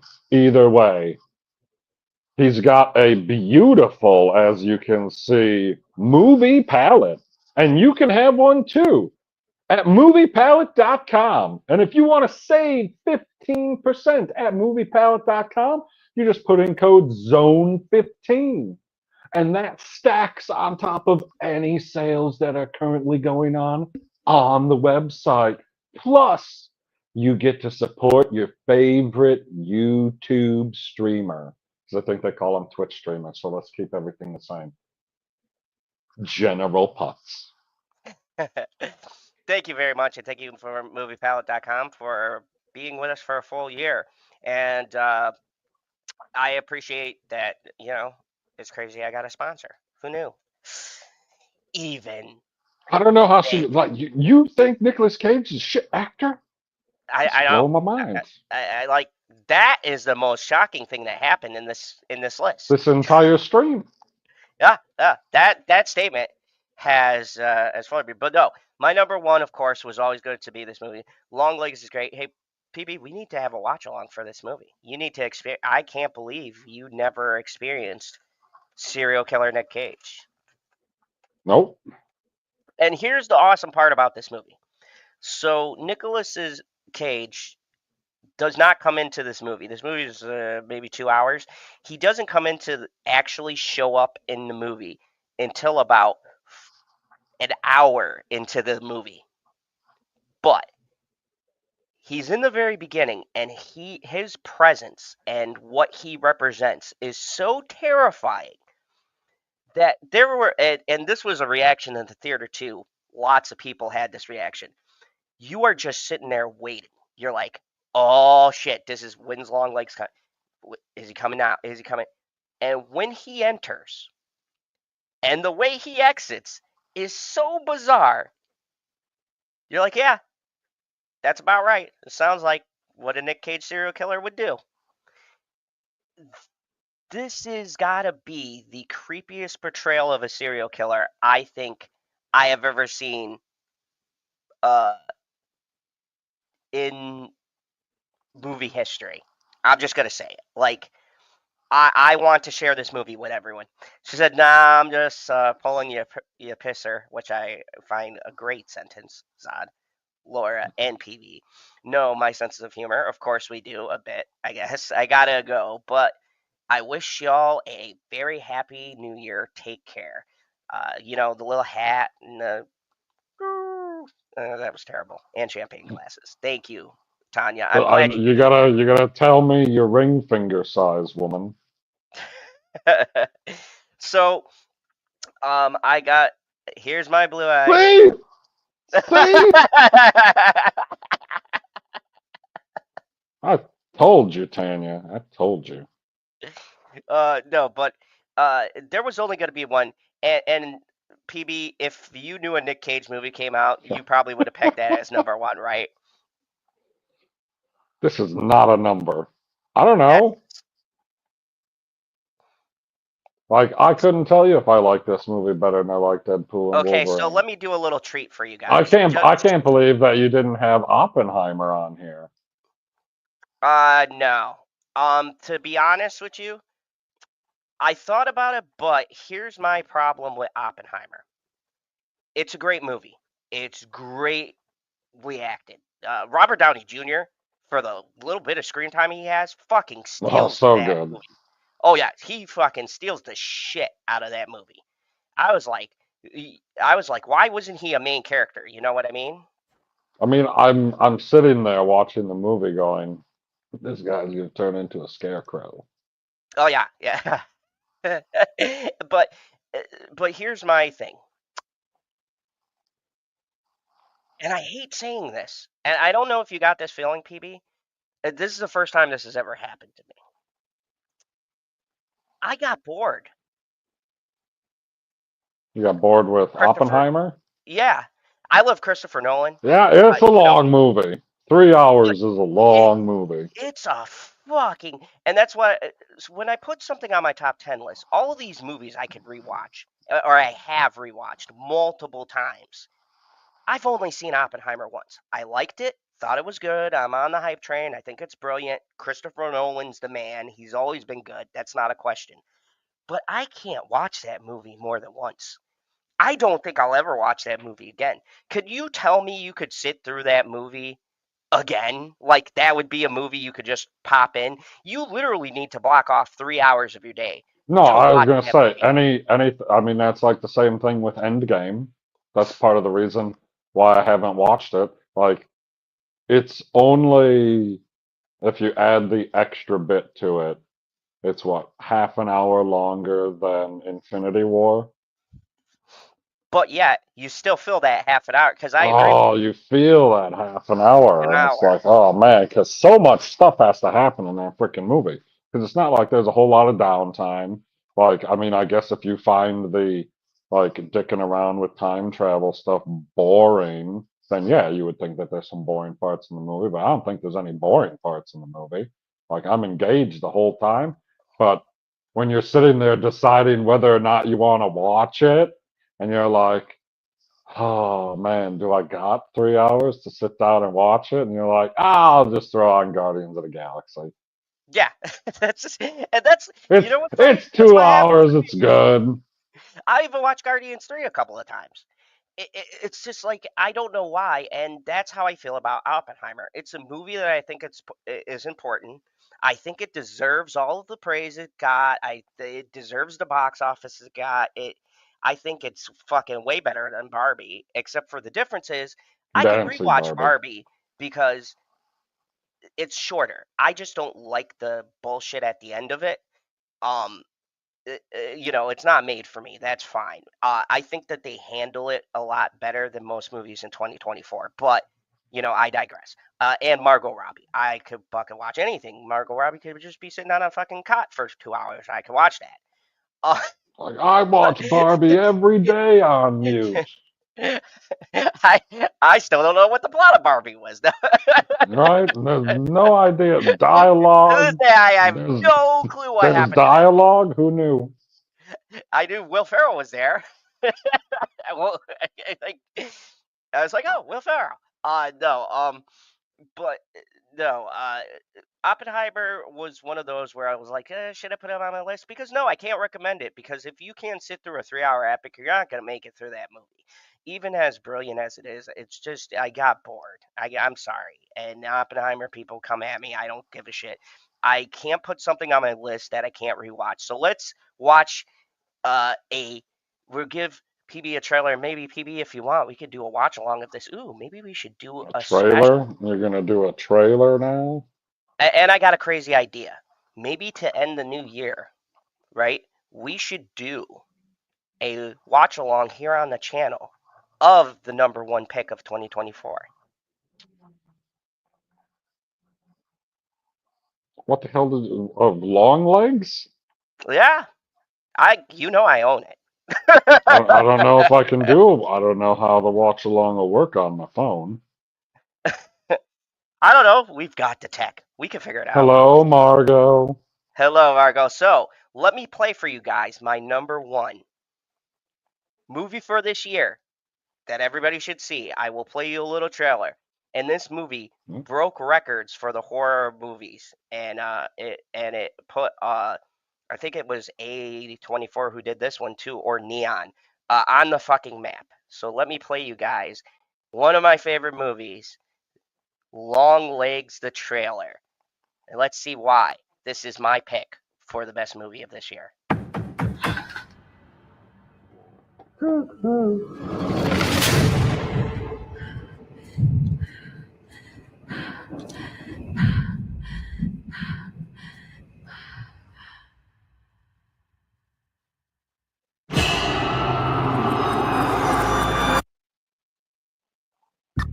There was someone in the house. Scary being a lady FBI agent? Yeah. Take a nice long look. A letter was left with the bodies. Signed with one word.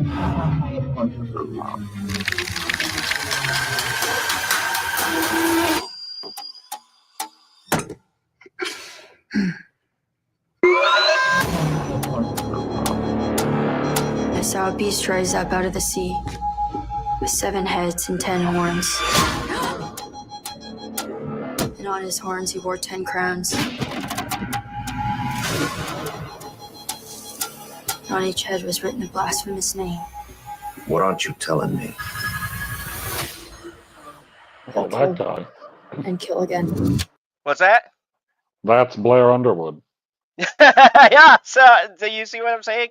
He's got that face that if you don't know, and I'm pausing this just because I don't know with copyright stuff, they have been pulling people and stuff like that. So I don't want to go unreasonably long. They'll probably later send me something going, yeah, you can't monetize this video. I did not watch yesterday's stream, Margot. You're a real I G. know you're not afraid of a little bit of dark. Because you are the dark. Do you still say your prayers? Never once. They scared me. Hello? You could have made nice with me. But you didn't. And that has led to all of this.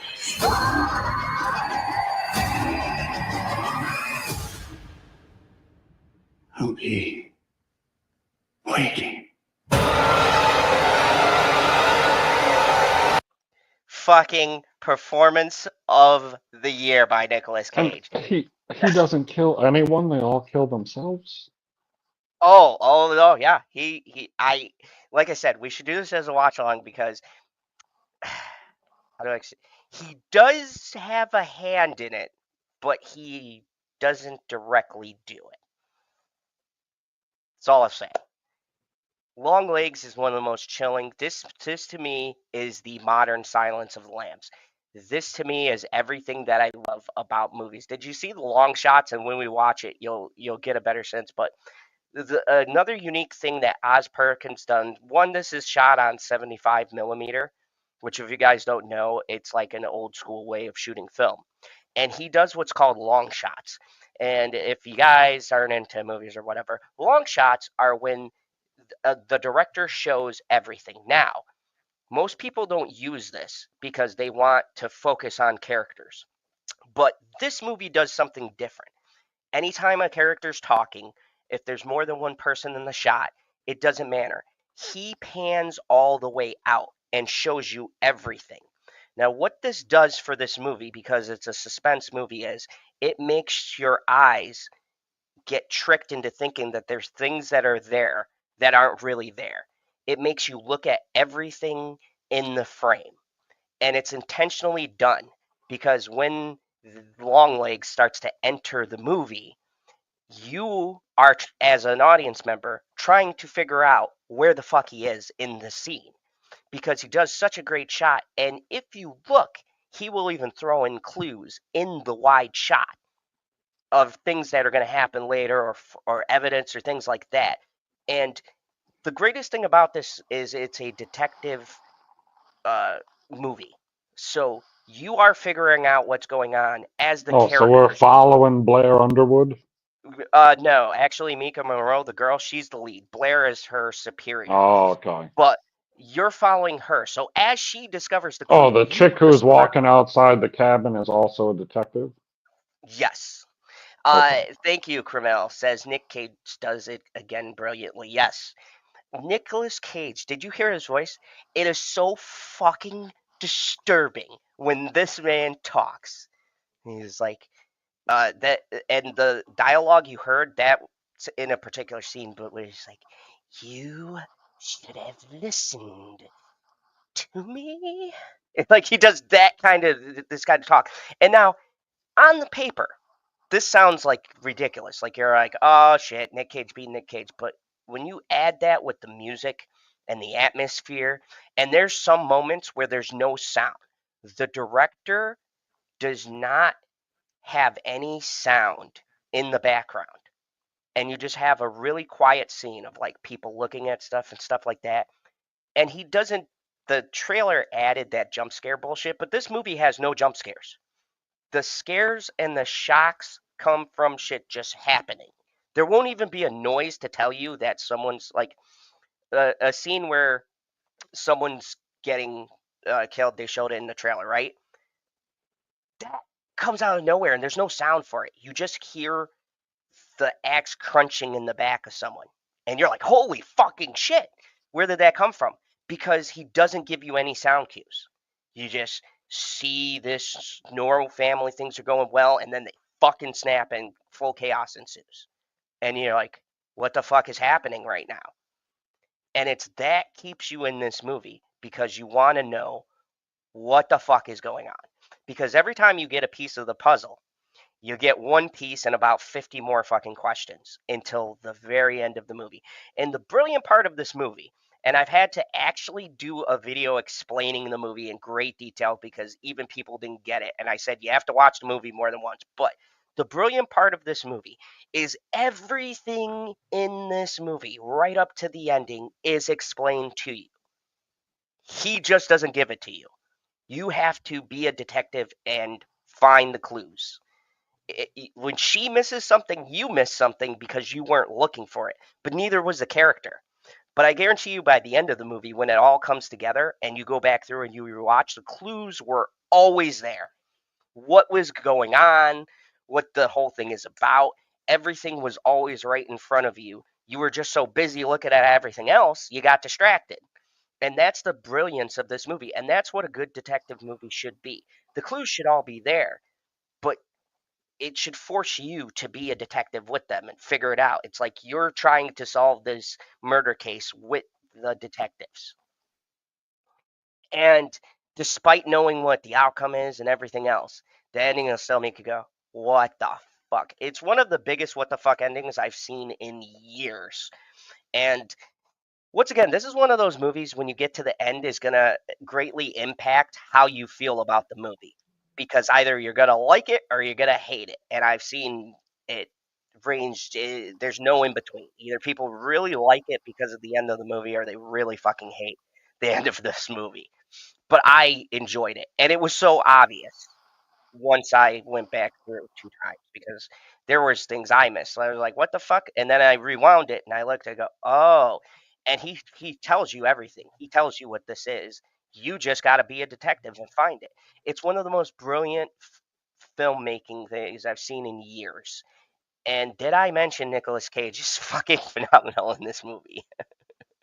Maybe once or twice.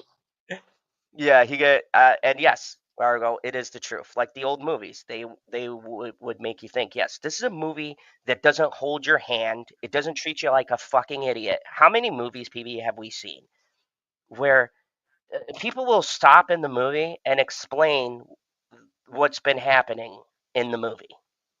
Marvel and Disney are fucking famous for doing this. We have the character, whoa, thank God we went to planet so-and-so and got this so we can stop this person. And it's like, yeah, I've been watching an hour and a half of the movie. I know. I was there. Like, why are you telling me this? But this movie doesn't do that. This movie goes from scene to scene to scene. And it's like, okay, I've given you the concept. Good fucking luck. I'm not going to hold your hand and go, here's a clue. Here you go. This is what this means. No. He put this movie out and he said, figure it out.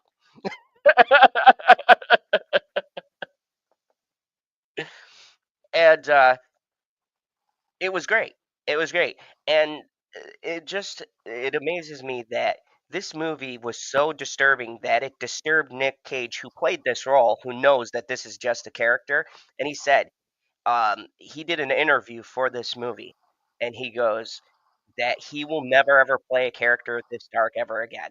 He goes, this role took him into such a dark direction. He legitimately never wants to do a role like this again. Well, yeah, that wouldn't surprise me from the little bit that I just seen and the way that you talked about it.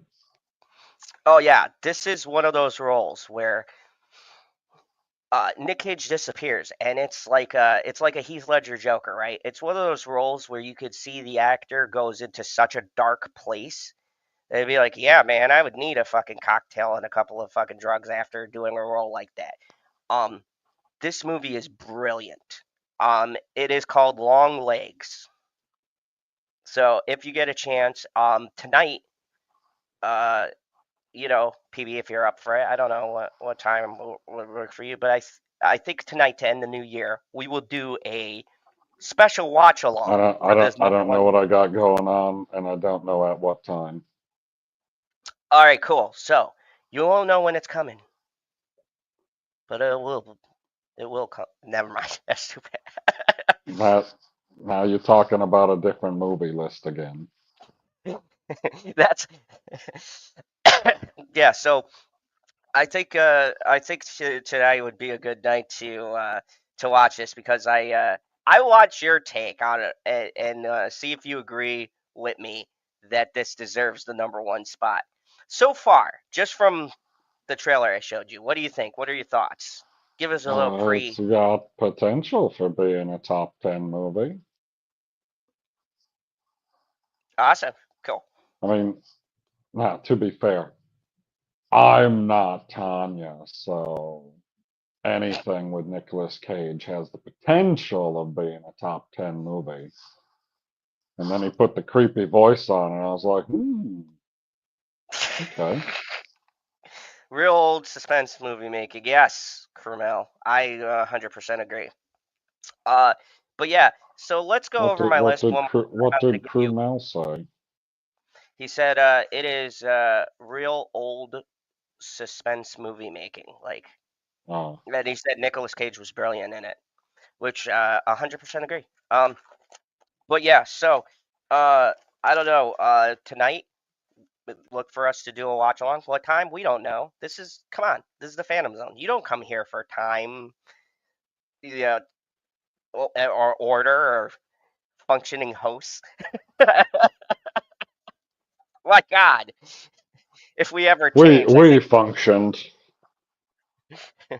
we function by not functioning. Okay, so I'm gonna read my top 10 list in case you just got here. So this is the top You should probably just start at 9. 9. Yeah, just you shouldn't say number 10 again. You just look dumb. Okay, so my top 10 of 2024. My first hot take and only hot take on this list. We pretty much agreed, or PB didn't see the other ones. So at number 10, Joker 2, Fight Me. I don't fucking care. And people stop commenting me. If you don't understand the brilliance of this movie, I can't help you. I'm sorry. I think Todd Phillips put a good uh, bamboozle on everybody. I think the movie was a statement about pissed off fans, and he pissed off fans, and he made the point. I think also too, he didn't want WB destroying his property, and good for him. I fucking applaud him. I He love the movie. destroyed it all on his own. Yeah, he's like, he goes, if this motherfucker's gonna be set on fire, I'm gonna hold the match. And you know what? Good for you. Don't let corporate America fuck your stuff over, okay? Do it yourself and go out with a bang. And that's what he did. He did everything that you should have never done for a movie. Musical, check. Story, check. Margot, don't look, Margot. Listen Watch to the the movie reviews. watch the movie yourself and make your own judgment. At the end of the day, don't listen to me. Don't listen to the negative Nelly Bear. I agree that she should watch the movie one time. Okay, good. Watch it once and make your own judgments. That's what I say about the movie. But for me, it's not my top 10. Fuck the rest of YouTube. They could eat a dick. I don't care who argues with me in the comments. I will fucking die on that hill. And it has sentimental value because if you guys don't know, me and Bitchy recently got engaged. And this was our first ever date movie, was Joker #1. And so, yeah. So 2 was kind of a full circle for us, and we both enjoyed it. And yes, I do agree. The story is redundant, and it kind of is a circle jerk at the end of the day. But it's not bad in the sense the aesthetics, the acting, the visuals, even the musical numbers, all of that shit is good. What pisses people off is the story. And you know what?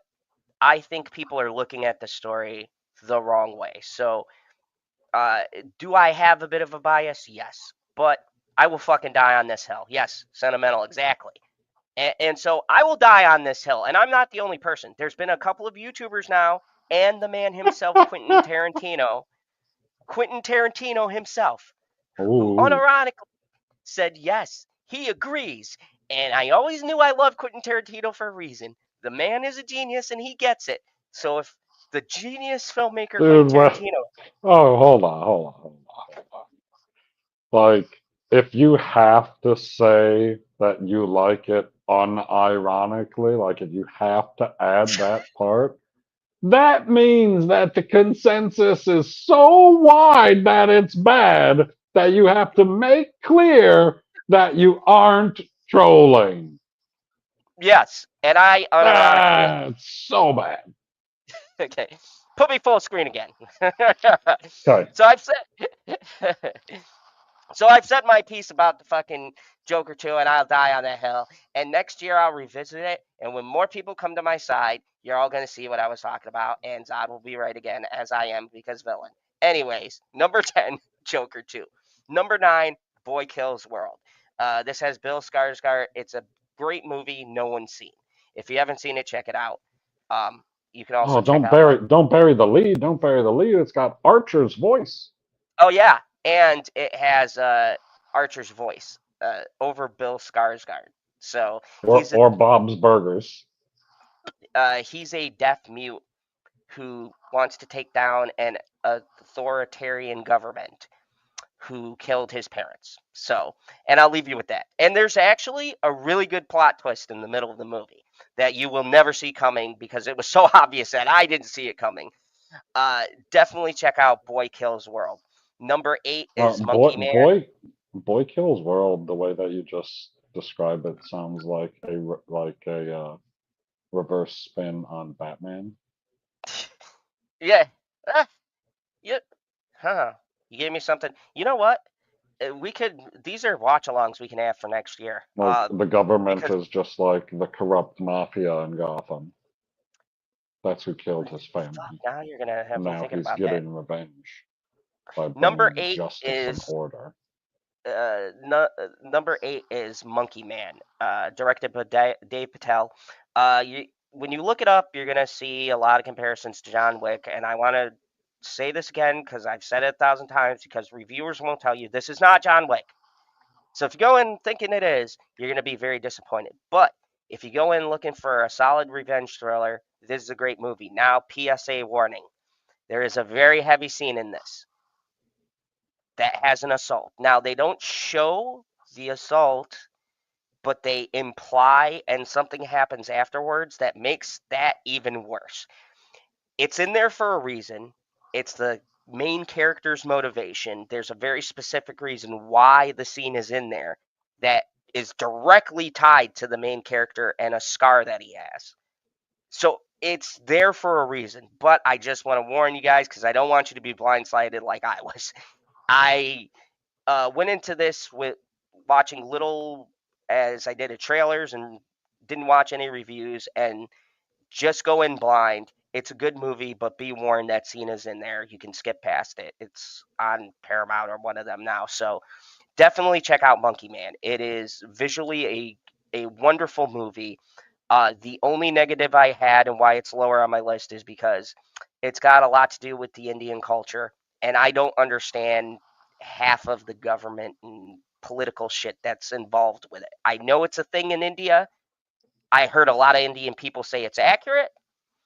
I can't speak to any of the sides because I live in fucking America. But go check it out. It's a good movie. It's bloody action, and the last half Just hour is speak to him as a villain. yes, it speaks to me as a villain. Oh, by the way, the villain in the movie is one of my favorite villains.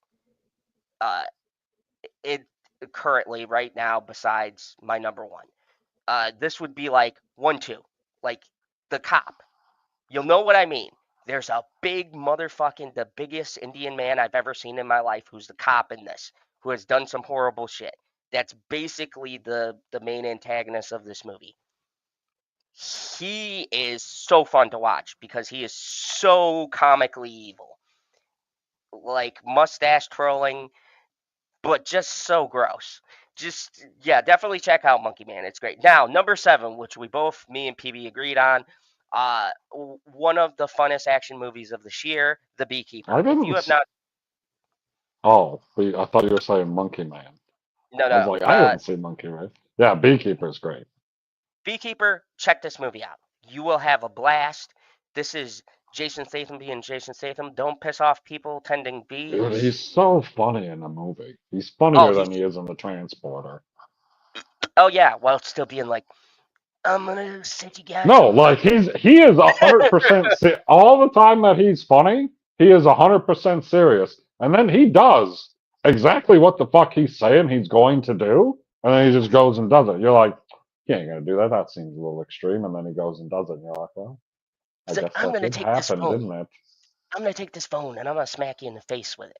And the person is just looking like, who is this guy? And then the next thing you know, he picks up a fucking phone and smacks the guy in the face with it and slams his head on the desk Fucking amazing. repeatedly. I'm telling you, you want to see a good fun. Jeremy Irons is in this movie.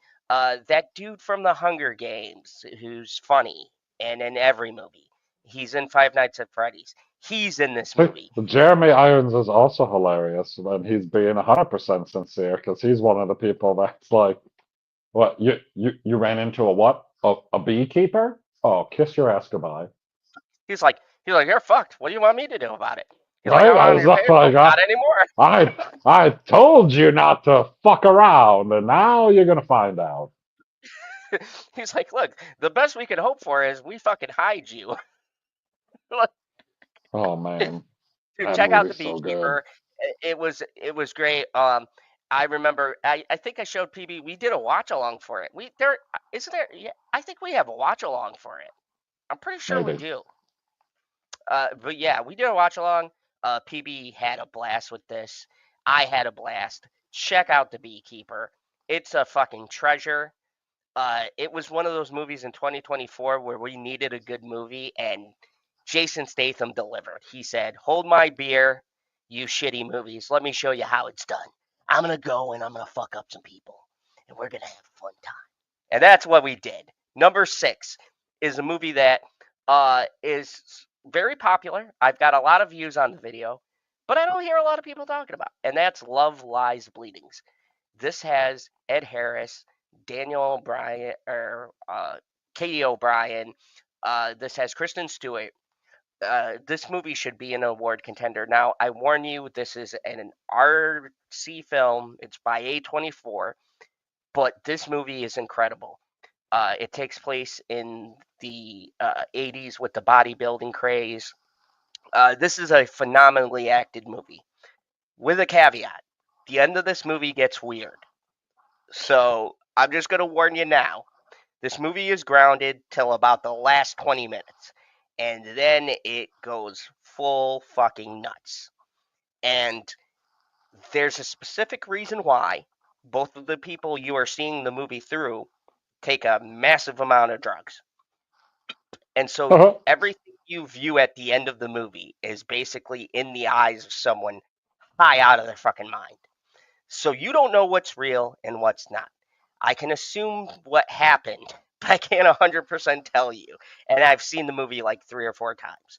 Love Lies Bleeding is a fantastic movie. And the only reason why it doesn't make my top 5 is because the movie's at my top 5. Now let's talk about number 5. Of course, you knew this was going to be on here. Deadpool and Wolverine. What Should can I be say? higher. Should be higher. Sorry, maybe on your list, but not on mine. So number 5 is Deadpool Wolverine. This, what can I say? Made $1 billion. Great movie.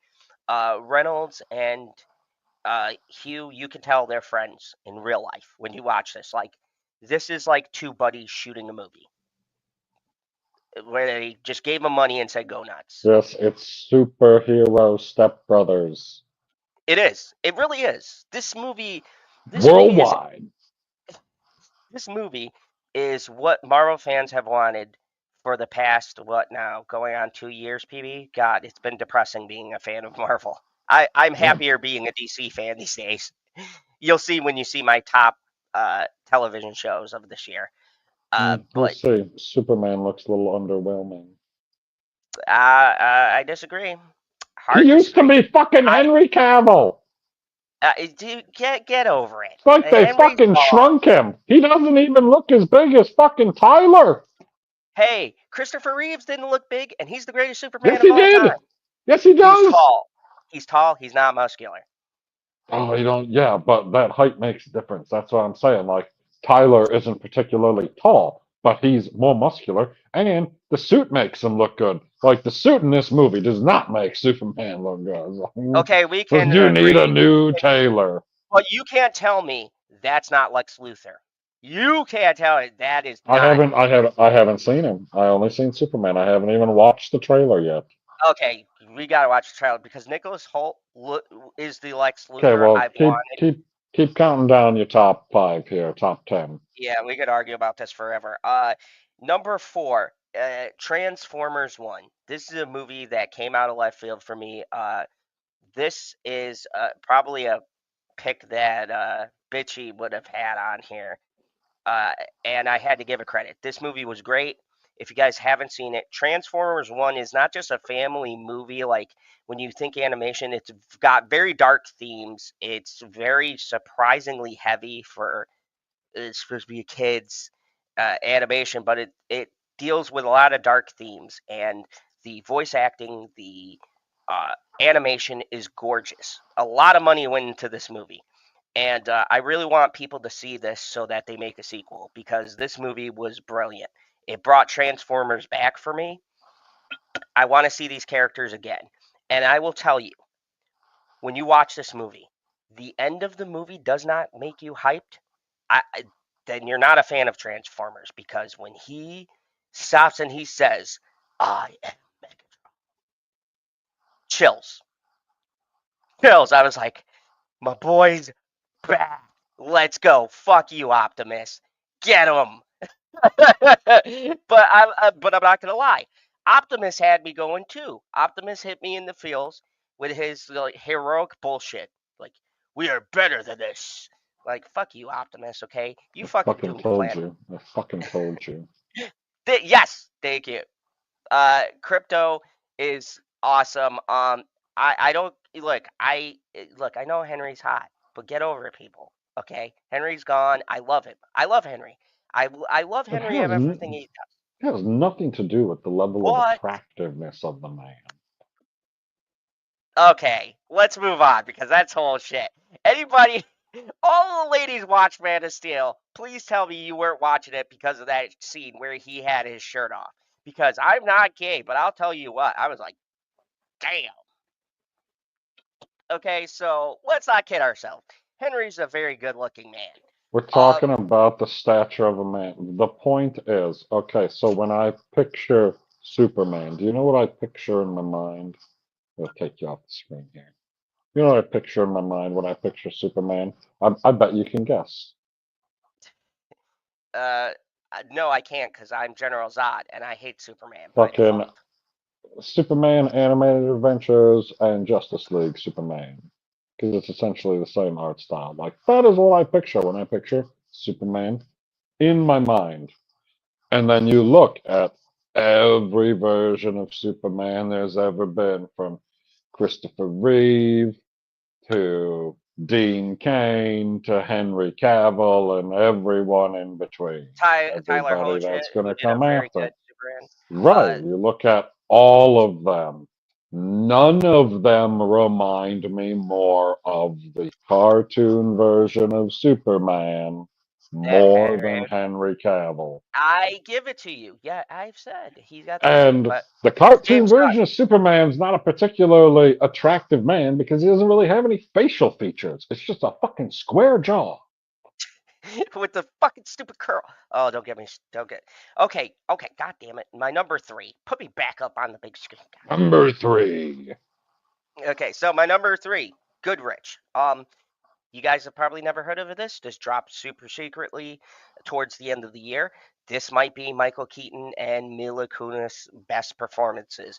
This is a family drama. It's a feel good kind of drama, and this made it so high up because on a personal level, a lot of themes in this movie. Uh, I'm sorry. Margot knows a lot about that scene. I bet she's got the breakdown. Like she watched the training videos. So, okay, so number 3, Goodrich, um, is about a 60-year-old, uh, basically on his own man who's raising kids. He has an oldest daughter, or 2 older daughters, and then 2 younger kids. And his wife goes on a drug-filled weekend, and he's stuck with the kids, and he's got to save his dying art gallery. And this hit me because of how it portrays being a single father. And I have not seen very many movies that don't like make men look like assholes. And don't get me wrong, Michael Keaton's character is an asshole for a lot of things he did with the oldest daughters. He made a lot of mistakes. And that's what I like about this movie. It's a human story. It's about there is no manual for raising kids. You're not given a fucking guide. You're lost. You're constantly fucking up. But there's always a chance to change. There's always a chance to be better. There's always a chance to be there for them until you are dead. You still have a shot to be in their lives and to make a difference if you want to make that change. And this movie hit me in such a way because of that. And because of Mila Kunis' acting and Michael Keaton and their chemistry and just how you feel how hurt she is and how he is so much better the second time around with these younger kids than he ever was with her. And now she's having her own kid. Her husband left her and she's lost. And she's got to depend on someone she doesn't even really like. And wacky hijinks ensues. And it's such a great story that I don't see a lot of movies do anymore. Just a story about family and about life and about how fucking hard it is and how family is so important and how you need to be there for each other through the good times and the bad times. And watch Goodrich. It's a great movie, and I think it'll make you feel good by the end of it. But you know what will make you feel better? My number 2, Dune, baby. Dune Part 2 is a visually stunning movie. Timothy Chalamet is great as Jesus, or San Jesus. Well, Uh, thank you. you want explosions, PB? Fucking got them. You want to see I knife mean, to knife hand combat? It's there. Jedi's? The fucking Jesuits, the people with the voice. Fucking Jedi's. um, But yeah, the like only thing we're to be missing is fair, lightsabers. Jesus is also kind of sand Jesus, but that's beside the point. Yeah, he's saying Jesus. But anyways, so you got explosions. They got the swords. They're kind of like lightsabers. You got lightsabers. You got Jedi's. You got big The swords are pretty spaceships. cool. Yes. You got swords. You got fighting. You got a crazy ass villain with the best villain introduction scene I've seen in years. That scene with the Coliseum where he just fucking murders 5 people. And he makes Dave Batista look like a bitch. How many people do you know just punks Dave Batista? God, I might have But to he comes watch on this that. again. Yeah, he comes on the ship and he's like, "Little brother, I see you messed up as you always do. Just what? We'll grab your She's makeup stuff, honey." awake! She's awake! If you guys don't know, my Hey! entered the shot. Yes, I That's am because you're in the marrying makeup chair. that. She would be proud. You know, my number 4 was Transformers 1, babe. You gotta bring your face down further. No, she's going to make her face up. So that's why you guys only got those shots. You're welcome. YouTube will probably demonetize me now. No, she didn't show her back. That's right. She didn't show her back. That's too scandalous.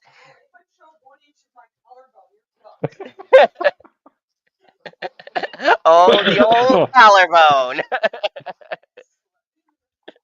Margot says, "Hey, bitchy." Uh, she said, "Hello." So yes. Dune Part 2, a masterpiece, a fucking masterpiece. Dune Part 2, if you have not seen it, if you're not a sci-fi fan, whatever, check it out. It's visually stunning. It's a great movie. There's a reason why this movie's going to win so many Oscars and shit. Timothy Chalamet became a household name after this. He also was in a movie called An Unknown Man, which was great. It wasn't on this list because I saw it later and I already did my list and I was going to readjust it. But it's a good movie. But it blew up his career and for a good reason. He is Paul Atreides. He's great in this role. He's fucking terrifying at the end of this movie. And by the end, when you get to that cliffhanger, you're like, oh shit. And still, they give you everything you want in the movie while leaving you hanging and going, when the fuck is Dune Part 3 coming out? And it's coming out in 2026. Son of a bitches. So, Dune Part 3 Messiah will be out by then, and it'll probably be on my top 10 list in that year, too. So, but of course, my number 1, y'all knew it was coming. My number 1 of this year, the best movie, the greatest movie we will be doing a watch along for tonight is I the didn't agree movie. to that. Of course you did. Maha. Fucker. Maha. Uh, Longlegs. Longlegs is a masterpiece in filmmaking. Longlegs took a crazy Nicolas Cage and said, "Hey, what if we take a crazy Nicolas Cage and we make him a serial killer?" And it fucking nailed it. Nicolas Cage is so terrifying in this role that he will never play a serial killer ever again. He came out in an interview because people were like, "Hey, is there gonna ever be a Long Legs 2 or anything else like that?" No, And no, he's no, like, no, no, no, no. It would not be long legs too. It would be longer legs. yes, Long Legs is a brilliant masterpiece of film. The way it's shot, the way the score is set, the way the camera angles pull out so you look at everything and you don't know if you're seeing something there or if it's just the camera fucking with you. Everything in this movie is designed to make you feel uncomfortable from beginning to end, and you do. When things happen, there's no sound. When people die or something happens, he drains the sound from the scene, and all you get is the noise and the disgusting brutality of the act. And I'll be honest with you, this isn't a movie where people get killed like throughout the whole movie. No, it's not that kind of a movie. But when these murders happen, he makes you feel dirty watching the movie because it's so raw and it's so gritty. This is honestly the closest we'll ever get to a modern day Silence of the Lambs. And that is one of my favorite suspense movies of all time. Anthony Hopkins and Jodie Foster, that they're brilliant. But this, to me, is at that level. This is one of those movies where they talk about they define an era, define a genre. This movie, I don't think people understand. The marketing was so good for this movie. This movie was dropped in the middle of pretty big movies, and it did. It was made on a $20 million budget, and it did $450 million in its opening weekend. That is fucking insane. That is insane. Every theater for this movie was packed or sold out. There's no way it did $450 million on the opening weekend. Hold on. That might have been through its time. Hold on. I was going to say, that sounds like a total. That's probably the total. Hold on. I'll see what the opening box office was for it. I know it made crazy, stupid money, and it set some kind of new record, as they always do. Long way to do some box office Who is results. they? Let's see. What's Okay. what's Mojo say? Oh, no. I was wrong. Wow, I was off by a couple. It made $100 million. But but it is. But this ran directly against what was out at this time, because So there's an article. they essentially doubled their money. Oh yeah, and that isn't even the final count. That's a pretty good investment. Oh yeah. So Longlegs ended its run worldwide at 126 million. Its opening gross was 74 million on a $22 million budget. They definitely made more than double their money. Oh yeah, they like quadruple. This movie, like, you don't understand. This movie, its opening weekend, there was not a. I had to reserve tickets twice because I saw it twice in a row on the same day. I reserved tickets twice for this movie. This ran against Dune 2, as a matter of fact. If I remember, yeah, it was running. Dune had already been out though for a bit, and it crushed it, which is crazy. It pulled ahead of Dune 2 and wind up taking the #1 spot for quite a long while. It was on top for a while before other movies came out. This is one of those once in a lifetime horror movies that just exceeded everybody's expectations. Oh, I was wrong about the budget too. It wasn't 20 million. I'm sorry. With marketing, Jesus Christ, I didn't even realize this. The final numbers for what they spent is out. PB, try to guess what their budget was, because I'm fucking with marketing. With marketing. Well, now you're making it seem like the total budget with marketing was under $20 million. So I guess I will say 17. Close. 10 million. Are you sure that's with the marketing? Yep.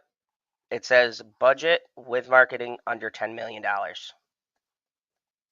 Where does it say this? Where are you reading this? On Amy Movie box office thing, because Box Office Mojo. I just wanted to know what it was.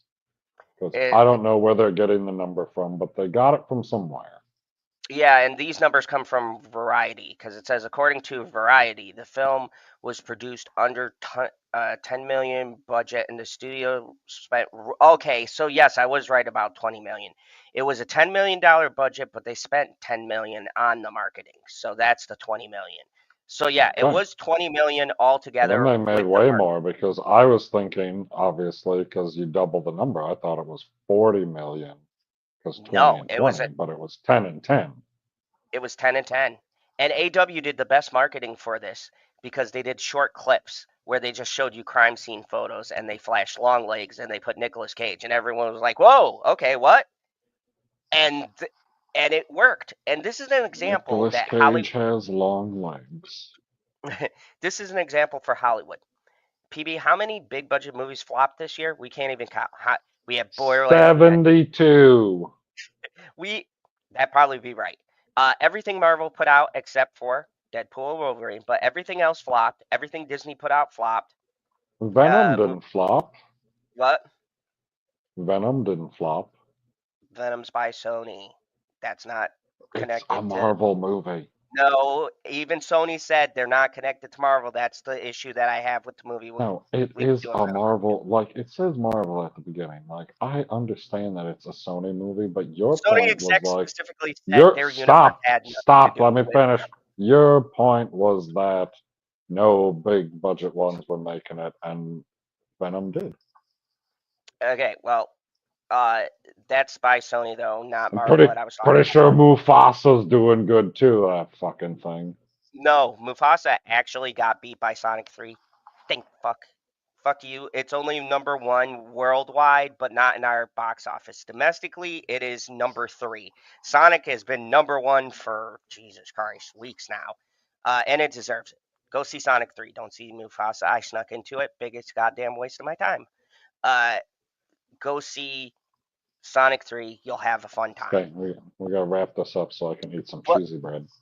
Yeah, and I gotta go and see some long legs. Aren't they on the other side of the room? That's why I said I gotta go and see some long legs. So, anyways, PB, when is our long leg stream gonna be tonight? I don't know, guy. I don't even know what I'm doing yet, per se. Okay, so it is tonight. We just don't know the time.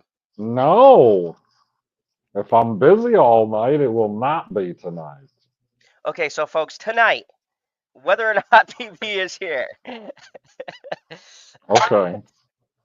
I will be doing one more top 10 list to end the year out, and it will be my top 10 horror movies of 2024. This was tough. There's about 20 of them, but there is one that both me and Bitchy share a love for that will probably be number 1. But it's the reason why I specifically left Long Legs off of my horror list. I don't consider Long Legs horror, and PB, when you watch it with me, you'll understand why. I consider it more suspense, thriller, creepy, not scary.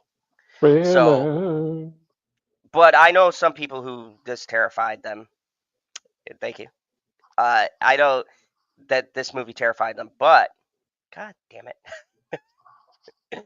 But tonight I will. I was gonna take it off the screen right after you said thank you, dickhead.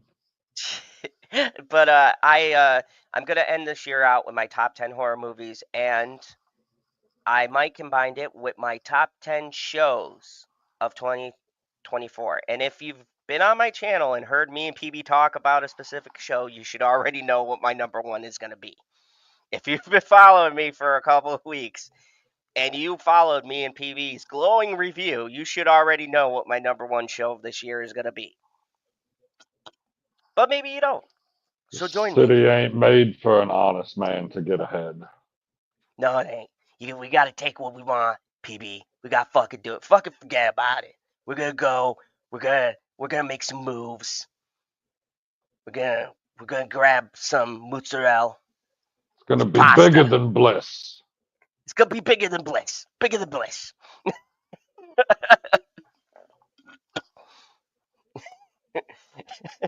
No more clues. That's it. If you can't figure it out, I don't know what to tell you. Did you ever watch The Greatest Show this year? Anyways, thank you everybody for watching. We really appreciate it. Thank you for following me for this full year. We've had ups and downs. I've been sick. I've gotten engaged and life shit has happened. But come 2025, great news. I'm going to be very much focused on my channel. And updating some things and bringing you guys some continuous content in entertainment. Me and PB will be doing more watch-alongs. Maybe we'll do our dream watch-along that I keep on trying to go PB into. I know he wants to do. Maybe we will both talk about our favorite show And if you guys don't know what our favorite show is, we have brought it up several times. And A lot. yeah, in late night talks and things like that. Maybe this is the year, PB, coming up. This is the year we talk about one of the greatest sci-fi shows ever created.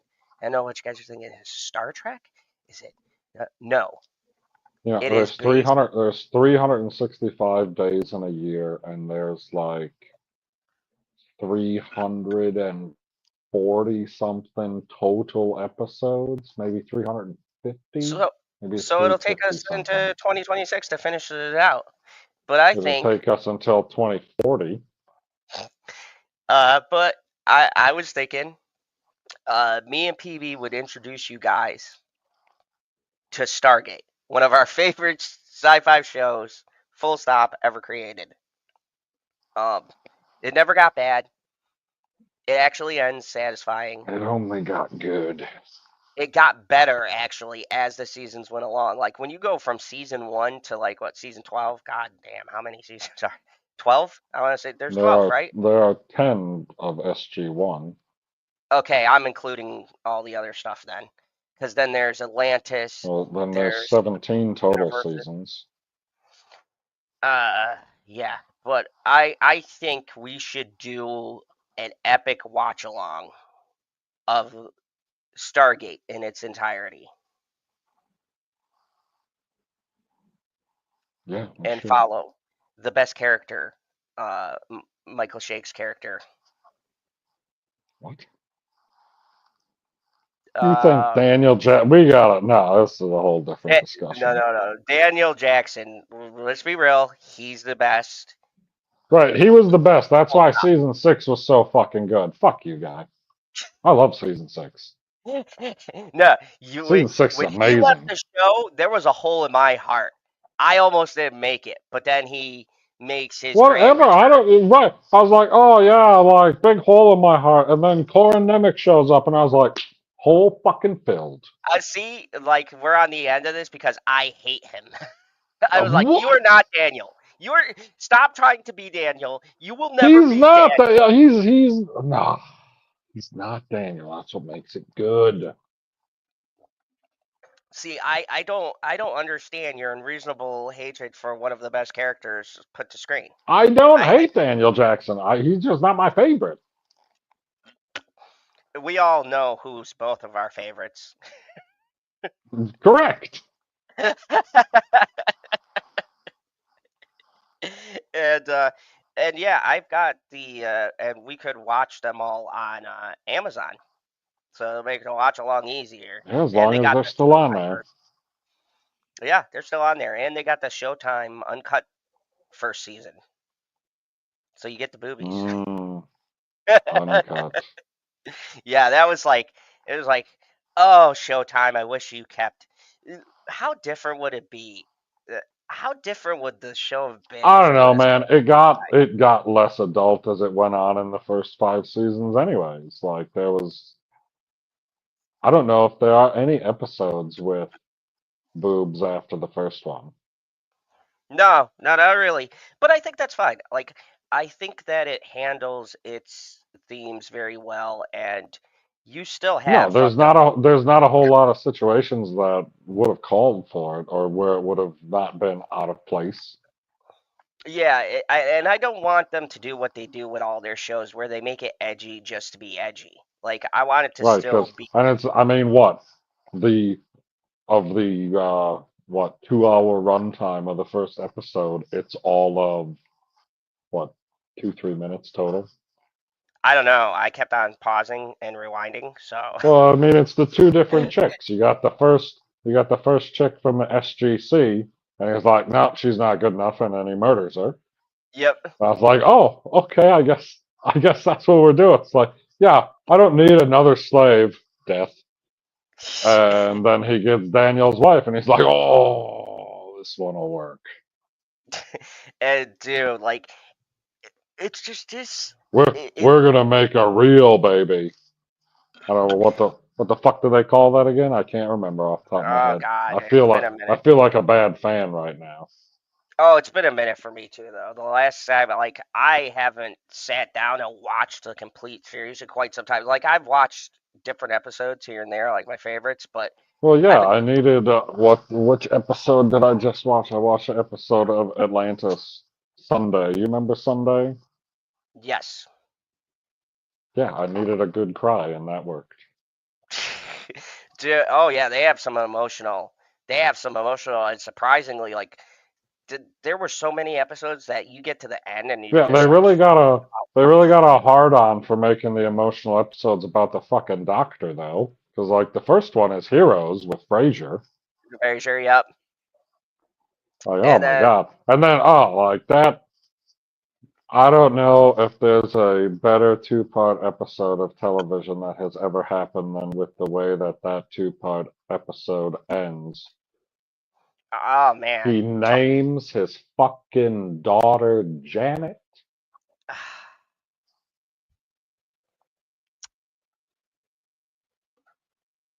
why'd you do it to me, Pee? God damn.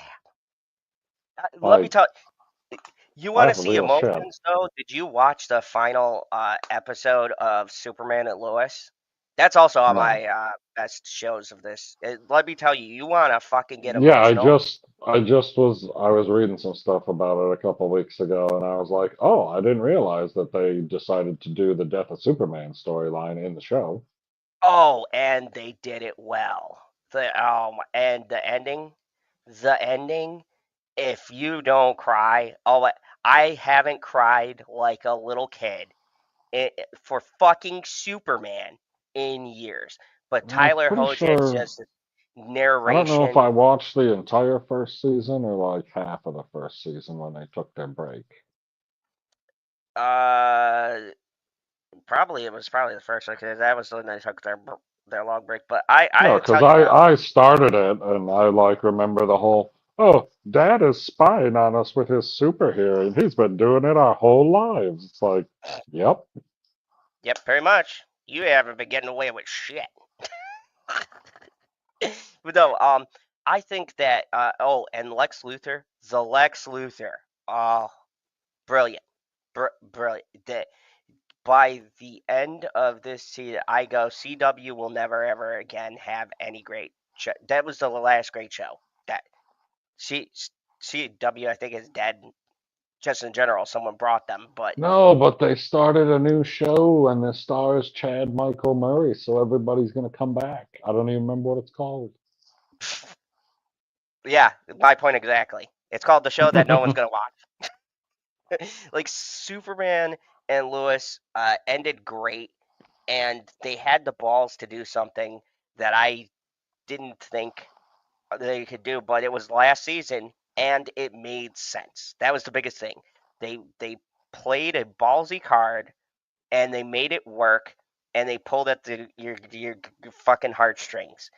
And they even brought in a comic book favorite in a very clever way. One might say man's best friend does What? make an appearance. At the end of the show? Yep, Oh, yep. interesting. In a way you do not expect. And it's so fucking wholesome and will tug at your goddamn heartstrings because just the whole ending was so brilliant.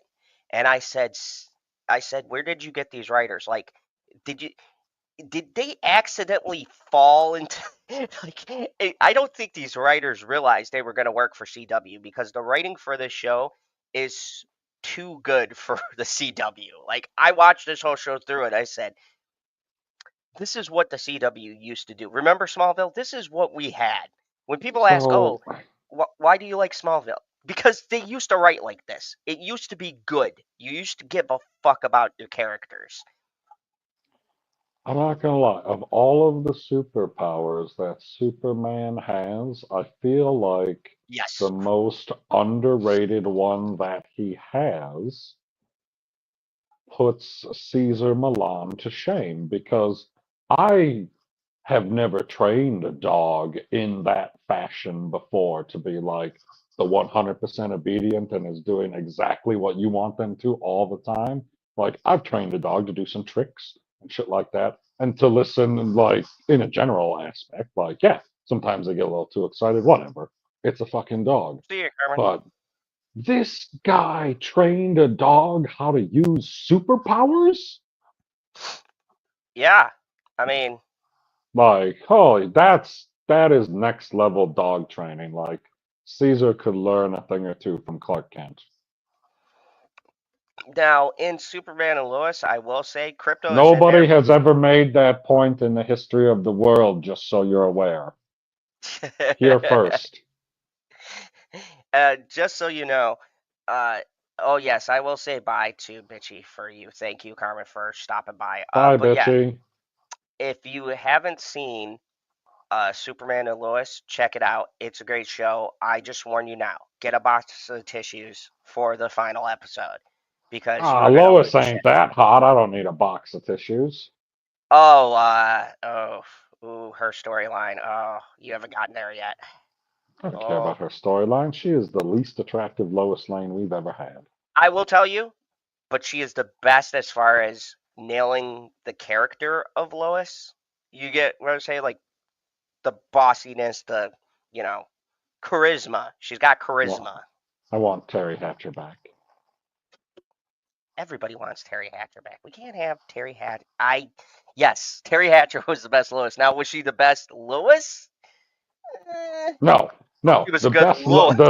The best Lois Lane is Erica Durance. Mm, Yes, until mm. Superman and Lois. I'd say this is a different take. She's older, so I would say this is a more This is the mature. weirdest end to a top 10 movies list ever. Yes, who's the best Lois Lane? Go put it on the bottom below. It has nothing to do with movies. Who do you think? You know what? That'll be my Right, question. right. We're on Lois Lane, and the only ones we're mentioning are TV ones. Yes. So, who for you guys?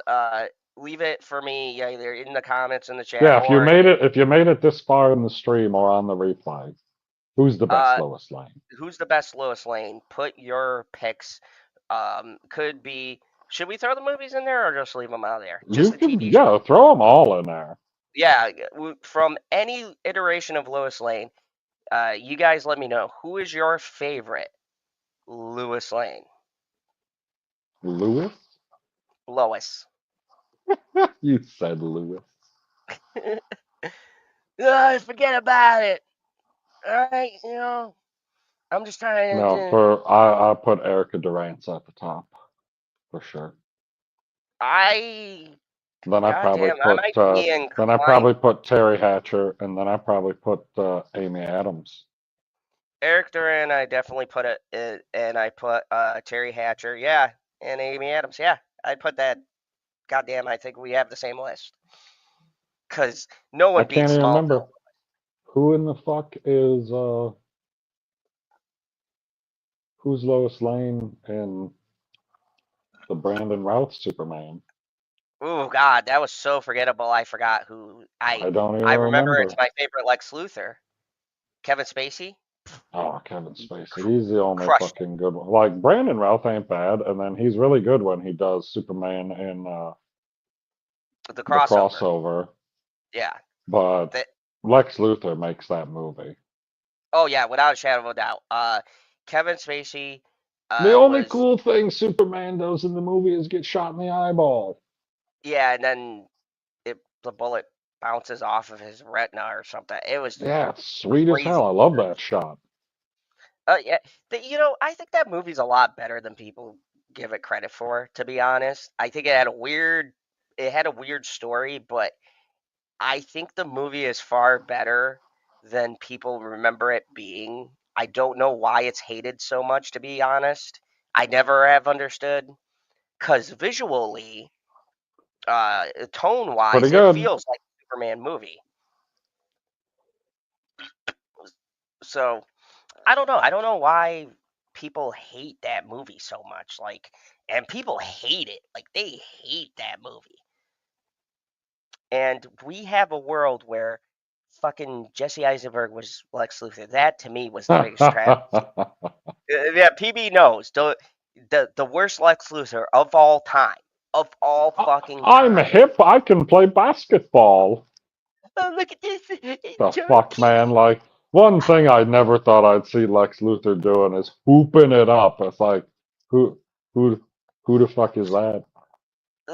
Like, and his plans are so convoluted and take so much luck that everything is gonna fall into place. That's not Lex Well, Luthor. that's not necessarily Jesse Eisenberg's fault, but like, god dang, yeah, they don't. The story don't help him at all. That's for sure. Oh yeah, and all you people, I know you probably missed my top 10 worst list, but you know what was on that motherfucker. Can you guess? Can you Who'd guess what movies we put on there?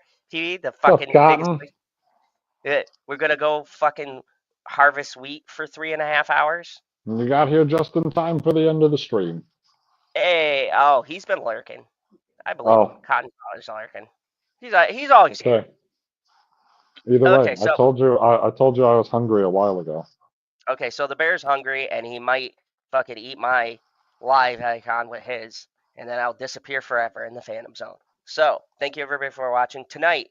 Me and PB will be doing a watch along for Long Legs, my number one pick for this year. So check that out. PB's 100% on board. Jesus Christ. And as always, remember, there is only one rule here in the Phantom Zone, and I will see you Zod before does not know how to make top 10 lists because he put Joker 2 on the wrong one. facts.